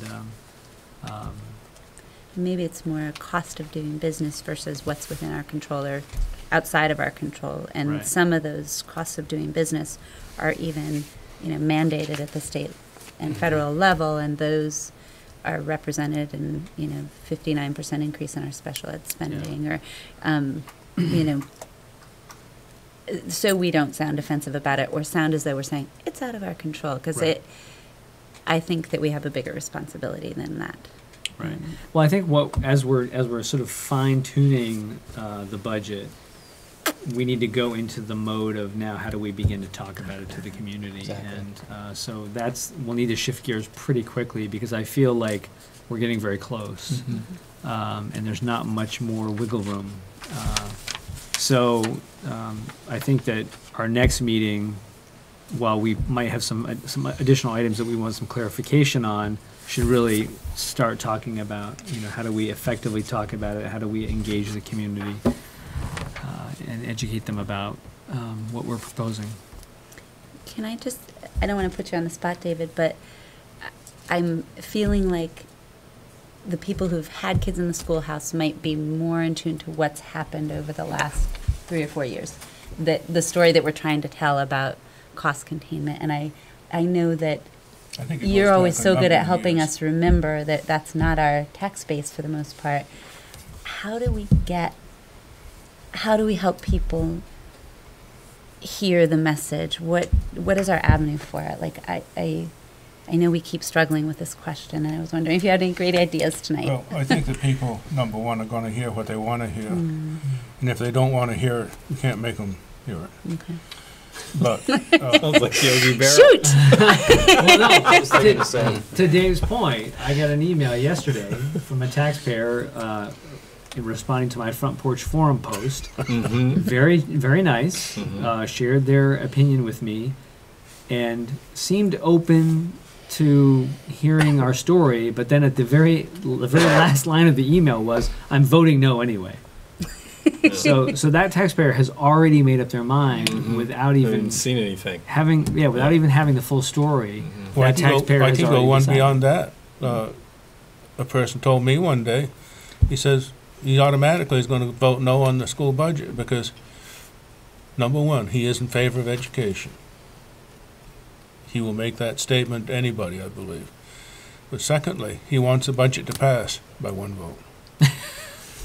But That's just Doesn't somebody- want it to be his. looking That's back just somebody being at attracted. All right, so that one we can't you can influence. think of what the current salary schedules are, and that goes back to the last 10, 15 negotiating sessions. Right. Because if we had been able to negotiate, and I'm not saying that we could have, for a couple of percentage points less, that would have made it. Because it's self-propagating. But I was tempted to add on to what Darcy said, because when she mentioned a couple of years ago when the state wanted us to cut expenses, we did. But we were glad to do that because it forced us to look at the way that we were doing business, and maybe we were doing business as usual rather than trying to operate as a business and not look at what our expenses were and say, is there a better way to do this? And we found out, yes, there was. And I think that right there could be a very important message, but after those savings, we're paying the penalty this year. Right, right. Well, we do have some unique circumstances this year, which we have not had to Special face, education. and healthcare costs and some other things. So I think that. But the healthcare cost is nothing that we haven't seen in the past. Well, certainly a higher Maybe not in your increase. time, No, but I've this seen it is- in my yeah. time. Right, right. And not in the And not in our recent. In recent recent past. past, the increase has not been as significant, but yeah, I'm sure in years past it was a different story. But in years gone by, we were growing as many as 7,500 students a year in the district. And that's why we had additions on to, well, all three schools. Right. Roger, did you get an update on the VHI status, or did I get that through the VSBA board? So an email went out, and I forwarded the email to everybody. This is an FAQ, frequently asked question document from VSBIT about VHI. Okay. This was the attachment to the email that I believe I forwarded to everybody this morning. I think I had gotten something, and maybe it was from the VSBA We board got something about, just before Brendan sent his, I think, today. and it Oh, did you? was with respect to a recommended change in the increase, and that they should be using their reserve. And Yeah, one of the boards is recommending that, but that hasn't been okay. decided upon yet. So Because as of that would last actually Friday, impact as very of last favorably, Friday, right? VHI was saying that their recommendation is to continue at 14%. Oh, because I thought I had seen like a 9 point something. Did you see that? Is that with the other board? I didn't. Where there's like a mediator or something involved. I'll find Yeah. it. It must have Yeah. been that I got it through the VSBA board. But that's, that would still be just a portion of the rate increase. There's still a couple other portions, so it wouldn't necessarily go from 14 to Right. 9.1. Doesn't bring our- Yeah. Our healthcare down 5%. The Okay. I also just want to let other board members know on Thursday at 3:00 in the central. 3:30 in this building. The library here. Right here, we will be, David and I, and Mark, as well as some of the team that is negotiating the teacher's contract. We will be hearing a presentation by VSBIT about VHI, about the future of VHI, changes, and you're all welcome to attend that meeting if you It's would been like to warned, come. it's fine. It has been warned, yeah. What time is it again? I'm sorry. 3:30 in this 3:30 to room on 5. Thursday. Loretta sent an email out to us today Yeah. about Yeah. it. Okay, Yeah. so that just- So you're all welcome to attend that. That might And help that's inform Thursday. Okay. your thinking. It's going to help, I think, inform the thinking and the conversation around the negotiation table. But it might be useful if you're able to attend. So you're welcome to come. I don't want to cut the conversation short, but we do have a couple of other items on the agenda that I'd like to get to because we're a little bit over time. And I'm also, we will, however, have to table the review and approval of monitoring report 3.3 because it is not ready I'm for sorry. review. And Dan, you take a look at it. If you don't want to do it, I'll take it. I don't know Okay. who did it last. If somebody could own it and let me know. That's how it was supposed to? It didn't say. I would have done it. I am so sorry. No, don't It was apologize. a part of my acting board chair responsibilities to have followed up with you, and just didn't. 3.3. I'm very sorry. Great, so let the record show. The that next week when it's not done, it's my fault. Dan has a, oh no. We may have others for We next time. delegated to too. him. It doesn't say. We did. Where Yes, was he? yes, and she How did. did we not know that? All right, so we've got two other items that we need to talk about tonight. One is we're going to get an update on Public School Safety Committee meeting from Mark. Prior to that, though, we're going to take a look at a monitoring report on 2.3, financial condition and activities. You all received a copy of this. You received a copy of the monitoring report in your packet. So, Mark. So, first of all, thanks for being flexible and allowing me to bring this forward in mid-January rather than early November when it was slated. But given the pending special ed audit, we wanted to hold off as long as we could. The auditors needed to include that number, if you will, in their report, and it's taken this long to bring that in for landing. So this is the formal monitoring report 2.3. It should look pretty darn similar to the previous report that was provided to the board in December of 2011. There are three changes, or changes that are worth noting. The first is that it reflects the most current audit by our our auditors, our outside auditors, and review of our books this past fall. Secondly, it mentions the number you saw tonight of the findings of the special ed audit, the $147,000 and change. And again, that's a placeholder. We hope to drive down, not significantly, but maybe slightly, the next round out at the end of this week. And again, pay a lot of tribute to both Jess and Roger for just being tenacious in their efforts. It does. Just as an aside, I have every intention of sending now Secretary of Education Armando Villaseca a letter that I'll probably co-author with Roger and Jessica, identifying how cumbersome and onerous and quite frankly discouraging this process has been. And I think it deserves his attention to get feedback from the field on our best efforts, or for not in some cases, in trying to bring this in for a landing in a more prompt fashion. But that said, that number is in there. It's included in the report. And thirdly, there's mention in this current report tonight on the new capital reserve fund that was created by the board last spring of 2012. So those are really the only additions or changes, if you will, to last year's report. One of the things that superintendents have lamented a little bit over the last couple of years who are practicing under PG is that these executive limitation monitoring reports are looking pretty darn similar now that we're into it for the third and fourth year, and I guess we're no exception. But based on how I've interpreted the policy, I really feel, at least in terms of this formal monitoring report, the audit really is the springboard for its creation.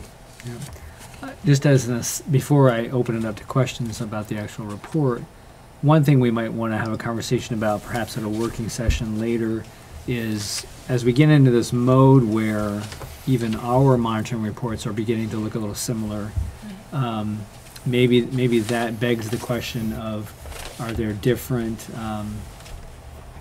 ways of gathering evidence on some of these that might shake things up a little bit, whether it's direct inspection, whether it's a presentation by either an outside group or a group within the district that could come and present, to sort of enhance what might normally be sort of a pro forma report year after year. But the goal, I think part of the goal of these reports is to help the board develop and further its understanding of some of these areas. And so maybe that's how we need to begin to think about some of these monitoring reports. It's not necessarily to try to find problems, but to use it as a learning opportunity for the board. So I just would throw that out there as something maybe for possible discussion at a future meeting. So specifically about this report, this monitoring report, does anyone have any questions that they have for Mark?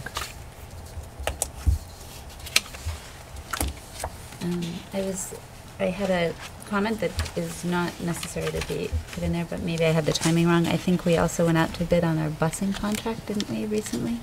Yes. And I think that was not included. indicated? I don't think it was, unless I blew past it. No?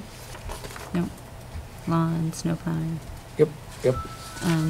Does that require? I don't know. Just, is it a I mean, I friendly amendment? probably, whatever you guys want to do, you can amend it or not, or just include it next time. You didn't say how far the look-back period was, so I just thought recent years probably. I seem to have remembered you bringing forth a bid on the busing. Obviously, it's one of the major, or the major. Yeah, that's what I remembered. That's why I remembered it, frankly. And the other comment at the end, the Medicaid revenue reimbursement to the district. I seem to recall that coming up in the past as being an area where we struggled to get what might otherwise be available for the need for parent cooperation in that component. And has that improved, changed? Our collection has improved, yes. Okay. The timing of our receipt of necessary data from teachers to submit to the state has improved. There will always be some families that will choose not to participate in the program, but no, in general, our revenue is more predictable and is moving along on a steady pace. And is that a direct result of things that we've done differently in our sort of system for handling those, or outreach with parents, or have we made things easier? Like, or did the state do something different that makes it all easier? State hasn't done anything differently. It's probably our systematizing it with staff members. Okay. We have a part-time Medicaid clerk who also is responsible for other office management functions, and so I think we've worked pretty hard this year coming up with a work schedule that allows her time to address this in an uninterrupted way. And it's difficult being a front office person when everything needs to be suspended when someone walks in the door, so we've tried to find the time dedicated to the work and protecting that time so it's not interrupted. And that's been an asset. I presume that's a position that's paid for itself in terms of what we've been able to, that part-time Medicaid clerk has been an investment well spent for the return in being able to Very much so. get the reimbursements. Great, And thank you. Brendan's question about the SPED audit and what have we done systemically to try to address some of the problems we faced. I speak confidently when I tell the board we've done some amazing things over the last several months, and it deserves more detail for the board to tell you what we've accomplished. Has Jessica been involved in those changes? Leading the changes. Yeah. I have a question. The auditors that we used for our most recent audit, are they fairly new in providing service to the district? I believe this was their Third, wasn't it, at least? no, fourth or possibly fifth year. And how often do we put an RFP out on the street? We've done 2 3-year RFPs, so they're they've got one more year left on the previous RFP. So so next year will be their last year, and then we'll put it out to bid. Right. Okay. Generally speaking, are you, as the person that has to deal directly with the auditors probably the most, are you fairly satisfied with their performance? Yes, yes. And I didn't read it in great detail, but were there any suggestions or recommendations they made in their management letter to the district that is causing you to think differently about procedures or process or anything that you might change the way that the office works moving forward? No, their one item was the time studies completed by special educators and paraprofessionals, and they need to be reviewed at least twice a year by the special ed office, and that for example was already done with the October time studies this year, so it gives us the information in the business office then to make accounting adjustments before the end of the year in terms of any unallowable time that, for example, a para that might work in recess or lunch duty at the elementary school, that portion of time is not eligible for special ed reimbursement. Right. And so what needed to be done is already in place. Okay, great. I have a question in that regard. If a paraeducator is out on the recess field watching their one-on-one student, it is reimbursable in that case, is that correct? That is correct. If the IEP stipulates coverage or assistance at that time or during lunch, then it is reimbursable. And actually on their time study, it is indicated that it's, IEP required. And would it also be safe to say that if a one-on-one is in a situation like that they have no responsibility, and therefore they would not have to split their time for the total recess student count versus just the one that they're on the IEP with? Yeah, I believe so, that entire time would be eligible, yes. That's what I thought it was. I just wanted clarification. Any other questions or feedback on the monitoring report? And if not, I will gladly accept a motion. Make a motion to approve, accept, what do we do with these? I forget. The monitoring report as approved, the monitoring report as presented. I will second that motion. Any further discussion or questions? All those in favor? Aye. Opposed? The ayes have it. Thanks, Mike. Motion passes 5-0. Thank you very much. Thank you, Jess. So, Thank you. moving on. Roger, thanks so much for your time. You're welcome. Appreciate it. So the last item for tonight of substance is Mark asked to for an opportunity to update the board on a recent public school safety committee meeting and some other issues, as school safety has become sort of a top of mind concern of a lot of parents and community members. So wanted to give you an opportunity to Thanks. give us a And I'll be update. brief, but given the a couple of things we put into play, I thought it was important to let you know what we're up to, what we're thinking about, and what your role might be in the future as it relates to school safety. So we do have a public school safety committee that's been in operation since the mid-90s. It was championed by former Chief of Police Leo Nato, and it's now being chaired by current Chief of Police Brad LaRose. It's a committee whose inception really was about a group of people in the community at the time who were concerned about making sure that there was preparedness at the schoolhouse level should anything seem to anything go awry, if you will.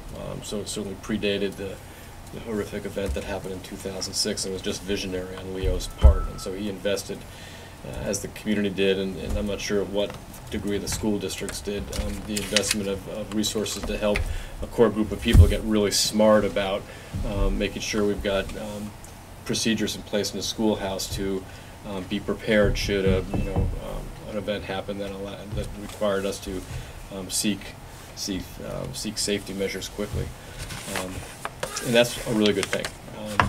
So when this event happened on the 14th of December in Connecticut, it just so happened fortuitously that the committee was meeting that next Tuesday. It was it's a monthly meeting that many of us have been members of this committee since its inception.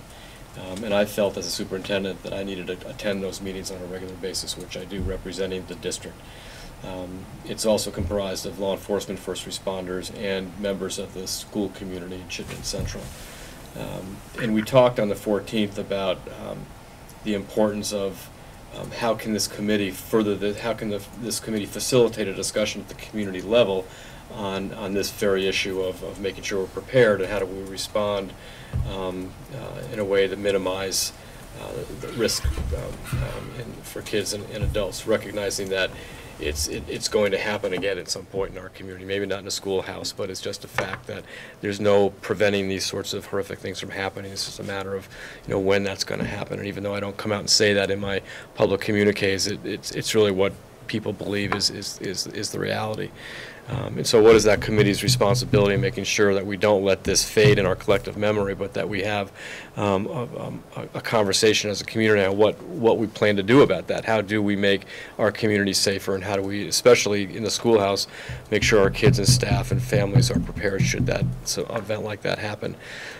So we started talking about that, Brad LaRose and Mike DeWeese and myself, that as sort of the triumvirate at this point, how do we marshal, sort of the interest among our both communities, EJ, the village and the town, to come together and have this conversation, not to dwell on what happened and how scary it can be out there, but more importantly is how do we be proactive and get a little bit out in front of this and sort of reinvigorate, if you will, this really important conversation that happened back in the late 90s. And even though we've been meeting on a monthly basis during the school year, it's lost a little bit of zest, trying to create agendas. Okay, what do you want to talk about next month?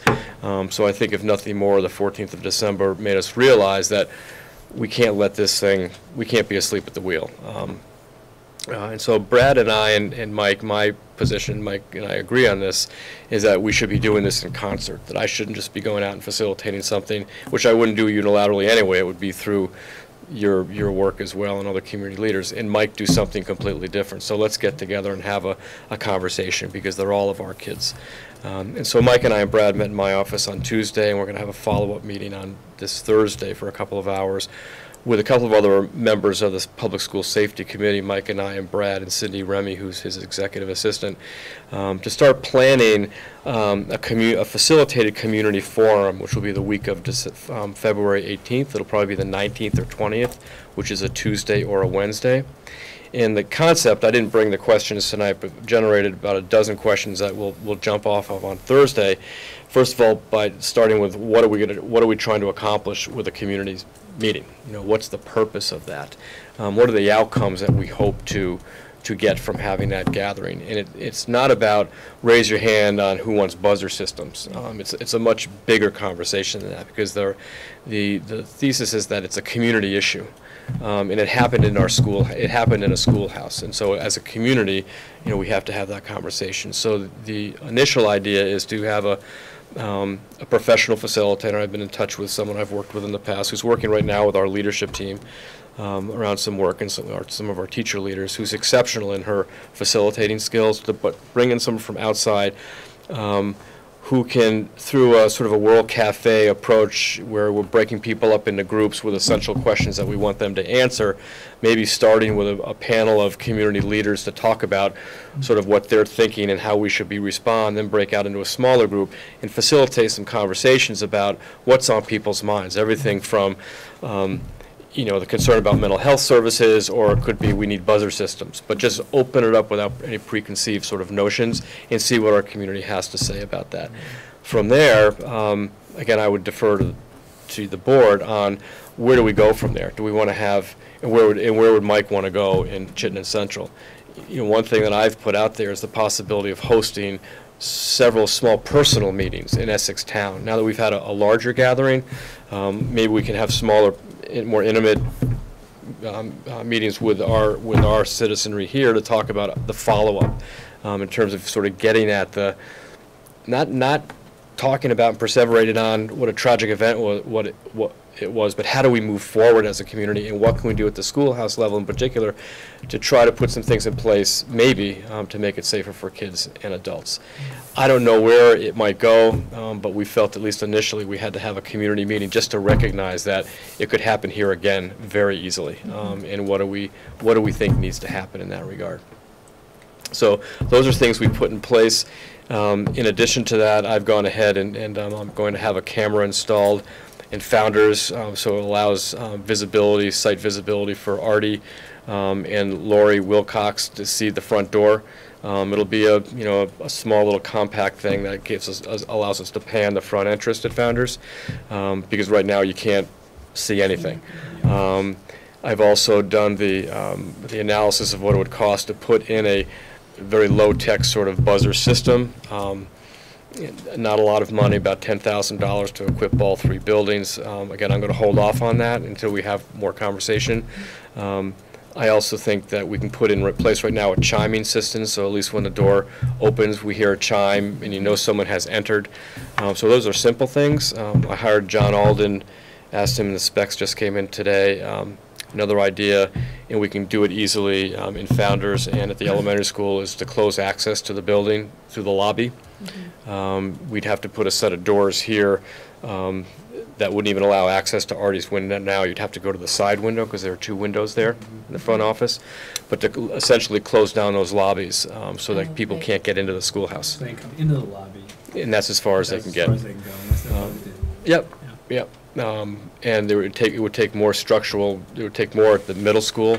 But again, just getting out there in front of doing some specking to see what it would cost. We have vestibules. Founders again is the most limited vestibule. EMS and is probably the best because you have really great visibility coming in. And the area that people come into there's more square footage there. So we have some options, but again, as I think I mentioned to Brendan, I'm not going to act unilaterally on this, and I don't want to overreact. What I want to do is I wanted to get out in front and see what at least is it plausible given the construction we have and also at the cost. But cost shouldn't be a variable if we do have some resources there. Is there a change in this building in terms of the front door being locked? Can you explain that change? It's locked until 8 a.m. kids start arriving with mom and dad at 7 because of music lessons and other sort of activities, and so they were just coming in the front door. And we never knew, and no one's here. Right. So we now have a para educator who's stationed down at the cafeteria at a desk and doing sign-in for kids who are dropping off. So they have access, there's no lock, they just can't get in the front door. I see. The other change is EMS is locking their front door at 4 o'clock. Because again, it was wide open. Yeah. And they have to go into the gym to get in. Do they still have a lot of, I'm going to say after school, but it's for the adult basketball and volleyball and stuff? So leaving that gym lobby open, we can shut down where the edge is and edge team and where the main school is. They can get up to that point. So all that, Gym can still be open. it's all open. Yeah. So the idea is just to shut down access to children and teachers and try to close off that lobby if, again, we choose to go there. And I think it's definitely doable if that's the route we wanted to take. The feedback to me has been very, very constructive. I've probably received 20 to 25 messages, half of which are thanks for keeping us up to date. The other half were people who had suggestions in addition to thanks for keeping it up us to date. Here's some things you need to do. The gamut, guards and detectors to can you just put a buzzer system in, and then sort of everything in between.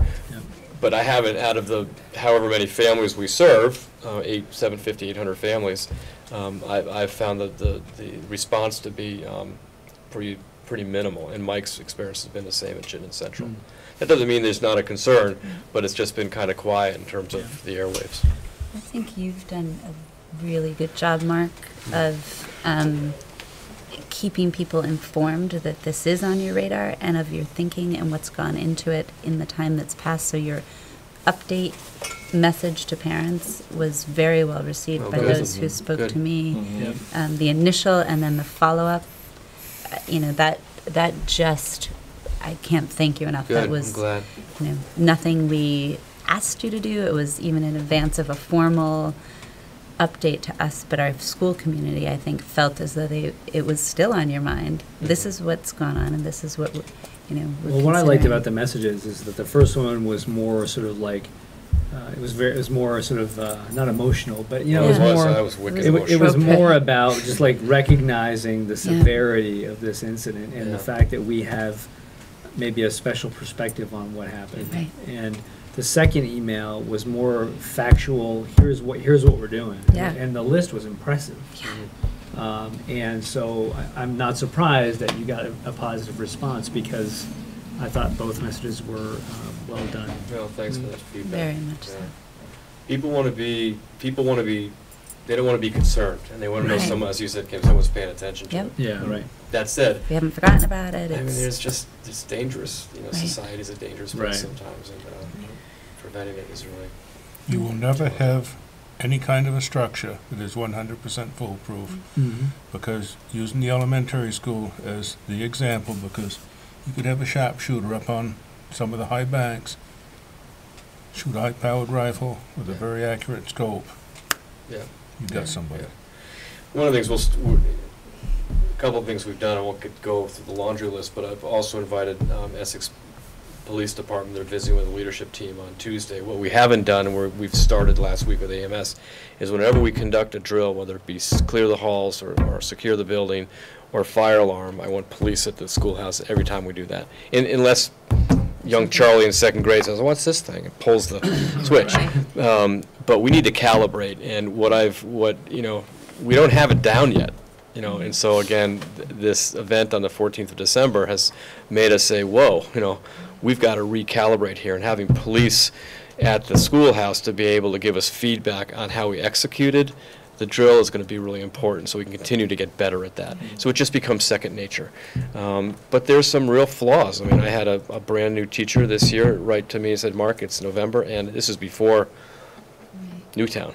I'm really not sure yet about how it works in the building. Not acceptable. So it was sort of a, to be cliche, it was kind of a wake-up call. Again, we got sleepy, and we can't. This has to be sort of like first nature. I would be surprised if the board I think we're all in support of a community conversation and whatever role we can play in helping to facilitate that, or Yeah, well, that's great. or You bring need to be it. involved with it for sure. I mean, I agree with you that we definitely need to be aligned with our colleagues in the village. But then if we want to have additional conversations in Essex Town, we're happy to help be more involved in carrying that out. Yeah. And I'm wondering, I don't want us to forget our teachers and staff as a target group, so I would, any of these conversations around what we might be doing, even a very specific invitation through your staff distribution to remind them that these things are happening, I think would be really quite appropriate in making sure that their voice is important, and students as well. I think getting all those voices at the table will inform this as importantly as community members or parents will. I think one thing I also want to mention from back in 2006, one thing that I was very, very impressed with is how normal the school year was to the children.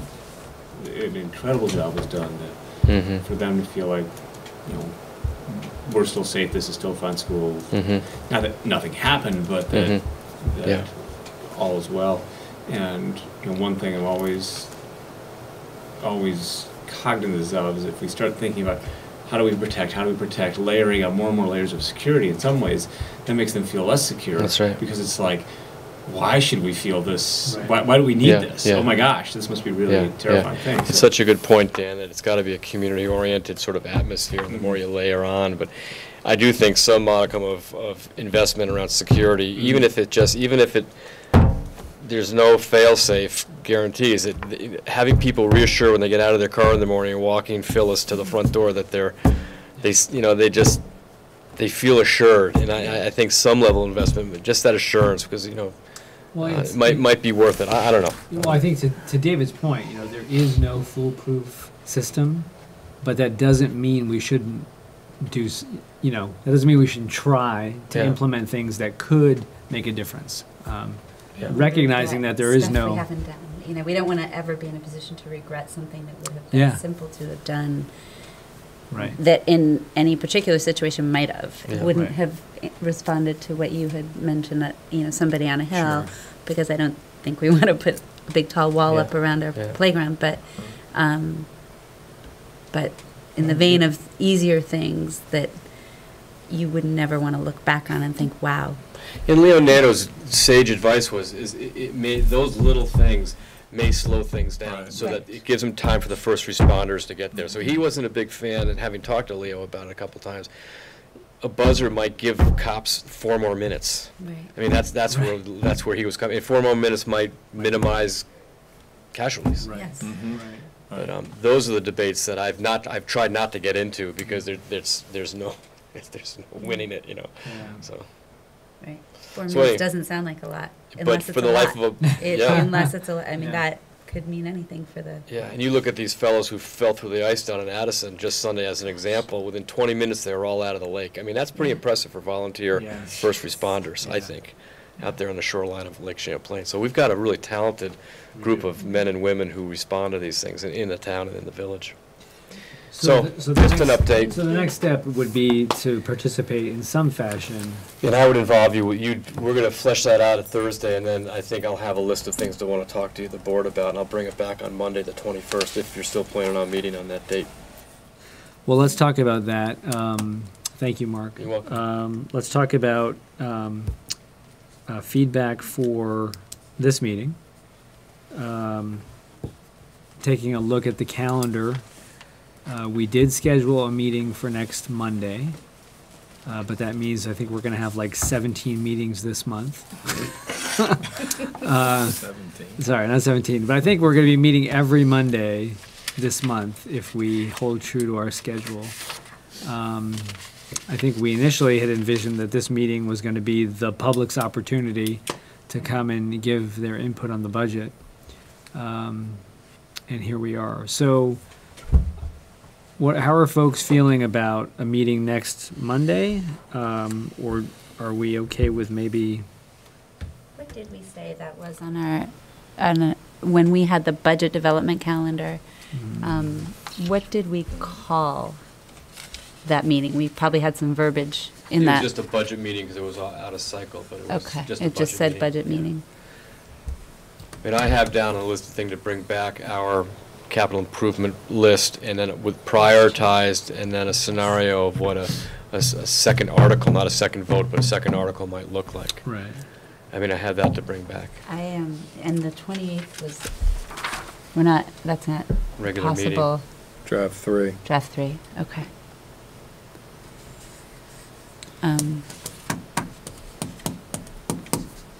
I don't feel that we need the 21st.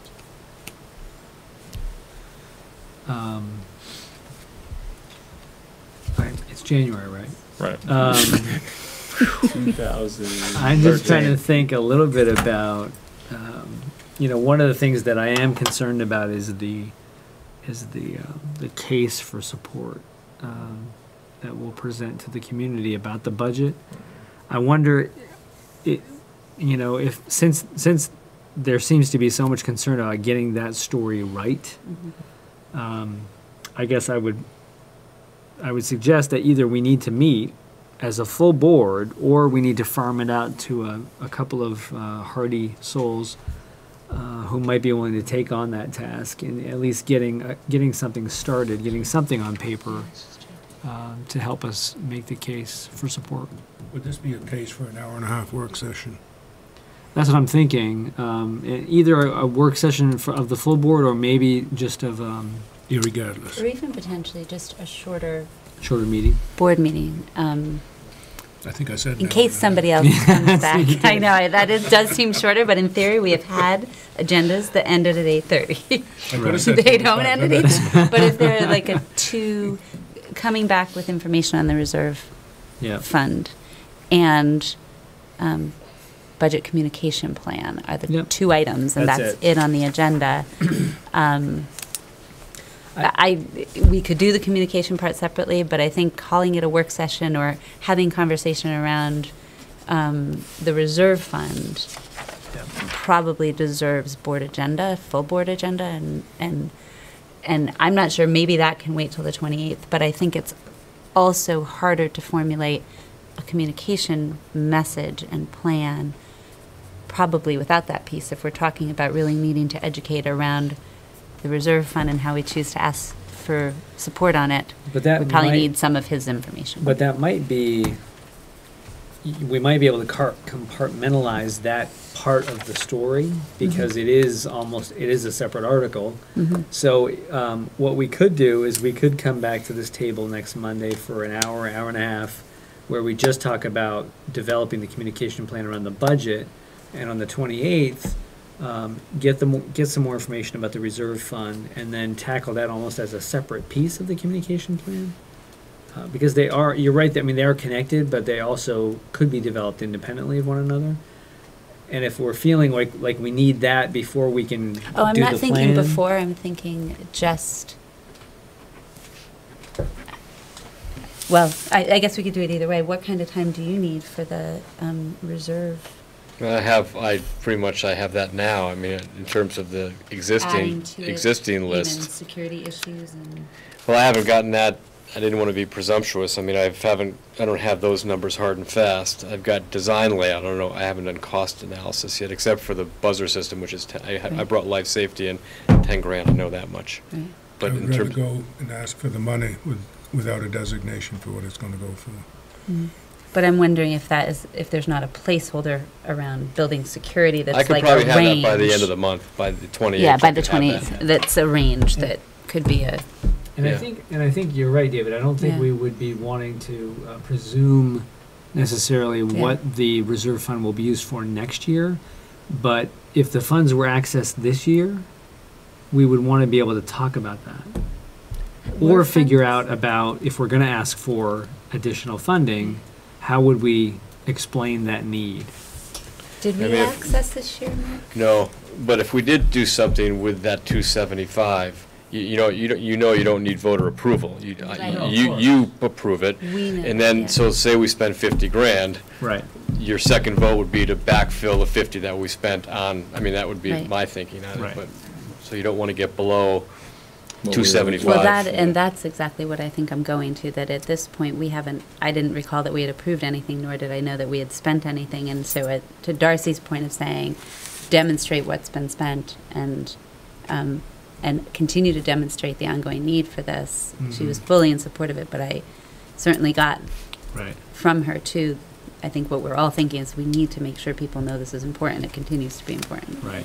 But why? The why part is, I what are you thought doing with it? her point, and maybe this is stating it too strongly, that it would be irresponsible not to go back to the community and ask them to continue to fund that, to provide funding for that. That was pretty impressive. Wholeheartedly agree. I do think that if we're gonna have a reserve fund, that we should put a little thought into capping it, rather than, you mentioned, Mark, taking away from the 275 and replenishing it. Maybe we should talk about how much of a reserve fund should we cap out at? $500,000? It depends on what is on the table. I was going to say, we had $1 for, million worth of stuff, right? Well, Didn't we? Well, so you never know. So rather than have the conversation now, it Yeah. sounds like we need a meeting To discuss the options. So let's. What else is on for the 28th? There's Pick a date and I'll go 4.8. for it. I will take 4.8, by the way. Which is what? 28. It's governance investment. And Dan did the last one. I already looked. So I've got 4.8 And for the you got 28th. Do you want that next week, or do you want that on the 28th? Well, so We haven't decided. I think are we agreeing to meet next time? Sorry, are we agreeing to meet on the 21st to talk about budget communication plan as a work session? I don't know that I'll be able to make it because the 21st, if you've not forgotten, is a holiday. Yes. Oh, Yes. goodness. Oh, yeah. And you know what? So- There's usually a community thing that happens like at dinner. Thank you for the On reminder. Monday. Yeah, Right. so, but So, another, yeah. if we do another day next week. I I'm don't know actually if that- starting my superintendent roundtable discussion next Monday night, too. Let's not have it Monday. Okay, That so ends we're at not- 7:30. so we're not I would join meeting- you a little late. So we're not meeting on the 21st. We could have a work session any day of the week, any hour of the day. Is there anything that we need to do 5 a.m. regarding Tuesday morning. communication and deadlines before the 28th? Like thinking about reporter deadlines and other things we want to highlight or publicize? If the Adopt is for, Adopt is for the Potentially. 18th of February. It'd be great to adopt before that, if we could, but. On schedule, we have the 11th would be our next meeting of February. So the 28th is not a regular meeting time? 28th is It regular, is. yeah, Okay. 28th the is a regular. 21st. So the was not. 28th, I'm just trying to make good use of our time together. Maybe the 28th, we have the conversation about the reserve. It sounds like we have 2 monitoring reports, and then we have the budget communication plan. So that's 4 items. Can we chew that off in a 2-hour meeting? I think so, because they're just our monitoring reports, they're not yours, and ours usually Pretty are a little quicker. straightforward, right? Yeah. I'm just wondering, when do you want to adopt? Because we're going to start talking, the board will start talking about the communication plan for the budget. What budget? Right. So try to adopt the 11th? But did we have any options Or on me. the stuff you gave us? I don't think so, I'm right? sorry, And what we can- don't have like a plan B on the stuff you gave us. We're going to have to go out with a 5. No, there's I Something. don't know if it's a plan B. In my top drawer, there's cuts that are draconian to get. Nothing that gets us below I was trying to 5%, get below right? 5, but that would That's be what I another was 60,000-70,000 an hour. Now it's, yeah. you're And when talking- you tried to do that, well, yeah, without start- putting you on the spot, you start is that, eliminating positions, I think that. which yeah, I think would it's- compromise our bend program. okay, that's what I was asking. If there were options in there that we didn't know about that get us under 5, But they're not, those I'd love to hear about. they're not common sense cuts as far as you're concerned. You used the word draconian, I think. I know, that's what I heard too. What we've avoided through attrition is having to eliminate vital positions, and I think when you go under 5, we're starting to eliminate positions which I think are important to It's not maintain. common sense. Right. Yeah, I guess. I think we need to keep in mind, all the hard work, as we've said, but I think also we need to keep in mind that 5%'s a lot over what we've done, but we have held it in pretty good check, so that I feel like, I think 5%'s more than reasonable, and we just have to do our work to sell it. Look at what some of our other school districts statewide. Yeah, Mark said to us, Burlington passed, what, 10%? Yeah, It's for a $300,000 house, it's another $200 a year. I mean, how will that resonate with people? Right. $200 for a $300,000 house. I mean, for some, that's a lot. Right? Right. So, the question on the table, I think, is do we need to adopt a budget before we start planning a communication around it? I think we have to have, well, if we're not trying to get, maybe we're splitting hairs anyway, 5 point whatever we were versus 4.95, I don't know. Are they going to swallow it any better or any less? Sometimes spin it a little differently if we can somehow get it under 5. But that being said, I would imagine either way, this is a bigger increase than we've seen in a number of years, and we're going to need to plan accordingly with our communication. And I don't know if that's hugely different if this dollar figure changes. It's a good point. I mean, 50 one way or the other. Right. I mean, I don't think, other than symbolic, that there's a big difference between 4.9 and 5.2. We're still going to have the same sort of core elements of a communication to the community, and those elements probably aren't going to change dramatically, even if we instruct Mark to go for some of those draconian cuts. He and I had a conversation last week about what some of those things would entail, and none of them are appetizing. And so, all of the ones that, it begins to compromise. We've been working to create the ends policy that we have adopted. And so I think that's where we need to sort of, as a board, say, this is how much it's going to cost if these are the ends that the board and the community expect us to achieve. So to that, Brendan, I'm wondering, this part of the conversation to take place in whatever version of community attends the 28th, that isn't give us a list of how we slice and dice it to get to 4.9, but that has been in earnest considered as, we've looked at things that now compromise our ends, and we've challenged Mark to look at those things, and we are fully in support. I think if we don't ask that question, what isn't being cut because, and how, why not, and what would we be compromising, it will be harder to defend a 5.2% than if we have not made that more, So you should identify those items, you're saying? You'd like whether or not we identify them, I think having the conversation that we have asked Mark to let us know what things were considered and not taken. We don't have to have an itemized list of them, but that we are concerned. We appreciate that we've done a very good job over the last several years of keeping things in check. We understand the drivers that are putting us up over 5, and we just want to make sure we've asked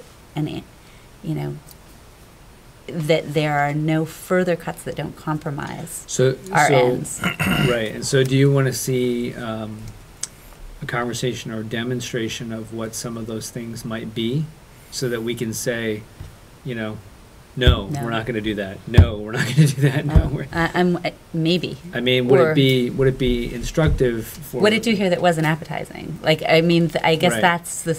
you've been privy to some things that clearly don't seem as though they would align with achieving the outcomes we're asking of our district.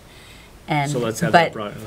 But maybe the community hasn't, so they don't know whether or not we've even asked that question, or if we've just said, that looks good, Mark, thanks, which isn't what we've done. That one of the things we support you in what you've done, but without getting into the specifics, I'm just thinking about my day-to-day job in terms of going through a strategic planning process. Our board wanted to take a close look at what was the road that we're not taking. So what were the things that we considered doing but decided not to do, and that was very valuable. We did some of that with Challenges for Change. We did do that, and that's what I'm thinking of, is that we could sort of show a menu of those draconian options. One concept I often like is, if you want people to decide on this, show them this and this also. And they're gonna go, they go, okay, there's the balance, Well, I think not necessarily. Not always. Because if you Yeah. If Mark pulls 10 items out of his desk drawer Right. and says, here's X number of dollars, and that goes on whichever channel, 17 or whatever it is, people 16. might look Sorry. at it and say, gee, we don't need sports, we don't need music, we don't need transportation, we don't need whatever else. I'm going to vote no. We'll get rid of all that stuff. Well, No, I, If And that is not a majority of the position that I townspeople- want to be in. if the majority of the townspeople feel that way, though, They do. they don't, I agree. But you can But work if for they did- years and years and years to get something into your system and have a good program Right. going. But it doesn't take long to annihilate it, and when it's annihilated, it can take an awful long time to get it back. Right. well, and it A was man told definitely. me one time, and this is That's Worthmore great. Stores, it was a grain deal. He says you can work for years getting a customer, it takes 5 minutes to lose them, and you never get them back. Right. And that can be what it is Yeah. with voters, it can be that with anything. Good point, David. So I think Mark? I think we need to meet on the 28th. I don't think we're ready to vote for approval on the budget. We clearly have some questions left about the use of the reserve fund and whether or not a second question should be on the ballot, and maybe some conversation around the planned usage of the fund. And it also sounds like we want to have some kind of a more public conversation about what it would take to get below 5.2%. Or not, yeah, or, what is compromising? I absolutely appreciate where you're coming from, David, because it's my concern about putting out a menu or list with dollars next to it. I think the importance of sort of challenging a 5+% increase budget, I think that's probably important for us to be able to go out with an informed message to our community about why further cuts really aren't going to achieve what we're expecting of our district with respect to kids. Right. Having not asked that question, we can't answer that question. And I think that will be a challenge for us from a communication standpoint. That being said, I do worry about a menu with a price Right. list. I don't know, Mark, in your experience, do you have a suggestion how to bridge those two things? Challenges for Change was a little bit different in that we really had okay, how do we get to zero? And oh my God, there's no way we can get to zero given what we've done the last 3 years. It was, but we were forced to ask the question. You were forced to respond with a menu and dollar figures. Yeah. So what do we do with this? I mean, I think talking about it with the board makes sense. There is a list of things that I would, if there was a number you said bring in a cost of living, which is 2.5, then I'd come in with a list of things to get at the 2.5. Right. I think there's concern to put that out publicly in some cases because we're talking about positions and it would be very disruptive for people to see that level of cutting that was going on. So Right. maybe we're thoughtful about how much of that we pay out. Right. But there are positions, I didn't share an entire list with Brennan, but depending on this evening, if there was an interest in going below 5.2, I'm prepared to share with you what I think it would take to get there. And they are positions, they are bus routes, there are things that can happen to, Right. we can And do. if you watched the news before you came here tonight, that's front page. Windsor County's cutting positions to meet their budget. Right. So, Well, and our class sizes aren't a place where we can go for it because No way. we are at the limits there. So, I think, but even knowing that we've said we can't go there with class sizes is something to have been challenged and looked at closely. And sometimes if you haven't provided some of that, the community is going to worry that we haven't asked it. Right. I don't know. Yep. I don't know what the right answer is. Well, maybe, it seems like we've kind of stalled a little bit here, and I know we're over time, so why don't we do this? Why don't we plan for a meeting on the 28th? Why don't I get together with Mark, and we can talk about how to structure our next conversation, and if you can trust us to come back with and be able to frame it in the right way for the board to chew on it, we'll give that a shot. And we'll also come to monitor 3.3, 8, and we'll talk about the capital reserve as well. Just a little comment. I've been playing with my calculator. We've gone up 1.3% per year since 2010. If you get this budget. On average. Yep. And on average, inflation has been 2.2. What is the total increase from 2010 to now? In dollars. Either, percent increase in taxes over that, what is that, a 4-year, 5-year period? 5.2 Over 4-year. over 4 years. Roughly. Yeah. That was a real Right. rough. So bring your calculator for our next conversation. All right. Thank you, guys. Anything else for tonight? Any other thoughts, feedback? Everybody has their marching orders? I can see one of those. Great. Motion to adjourn. So moved. So moved. For a second? I'll second. Oh, sorry. David? Thank you. All those in Second, Dan. favor? All those in favor? Aye. Meeting is adjourned. That's pretty precise.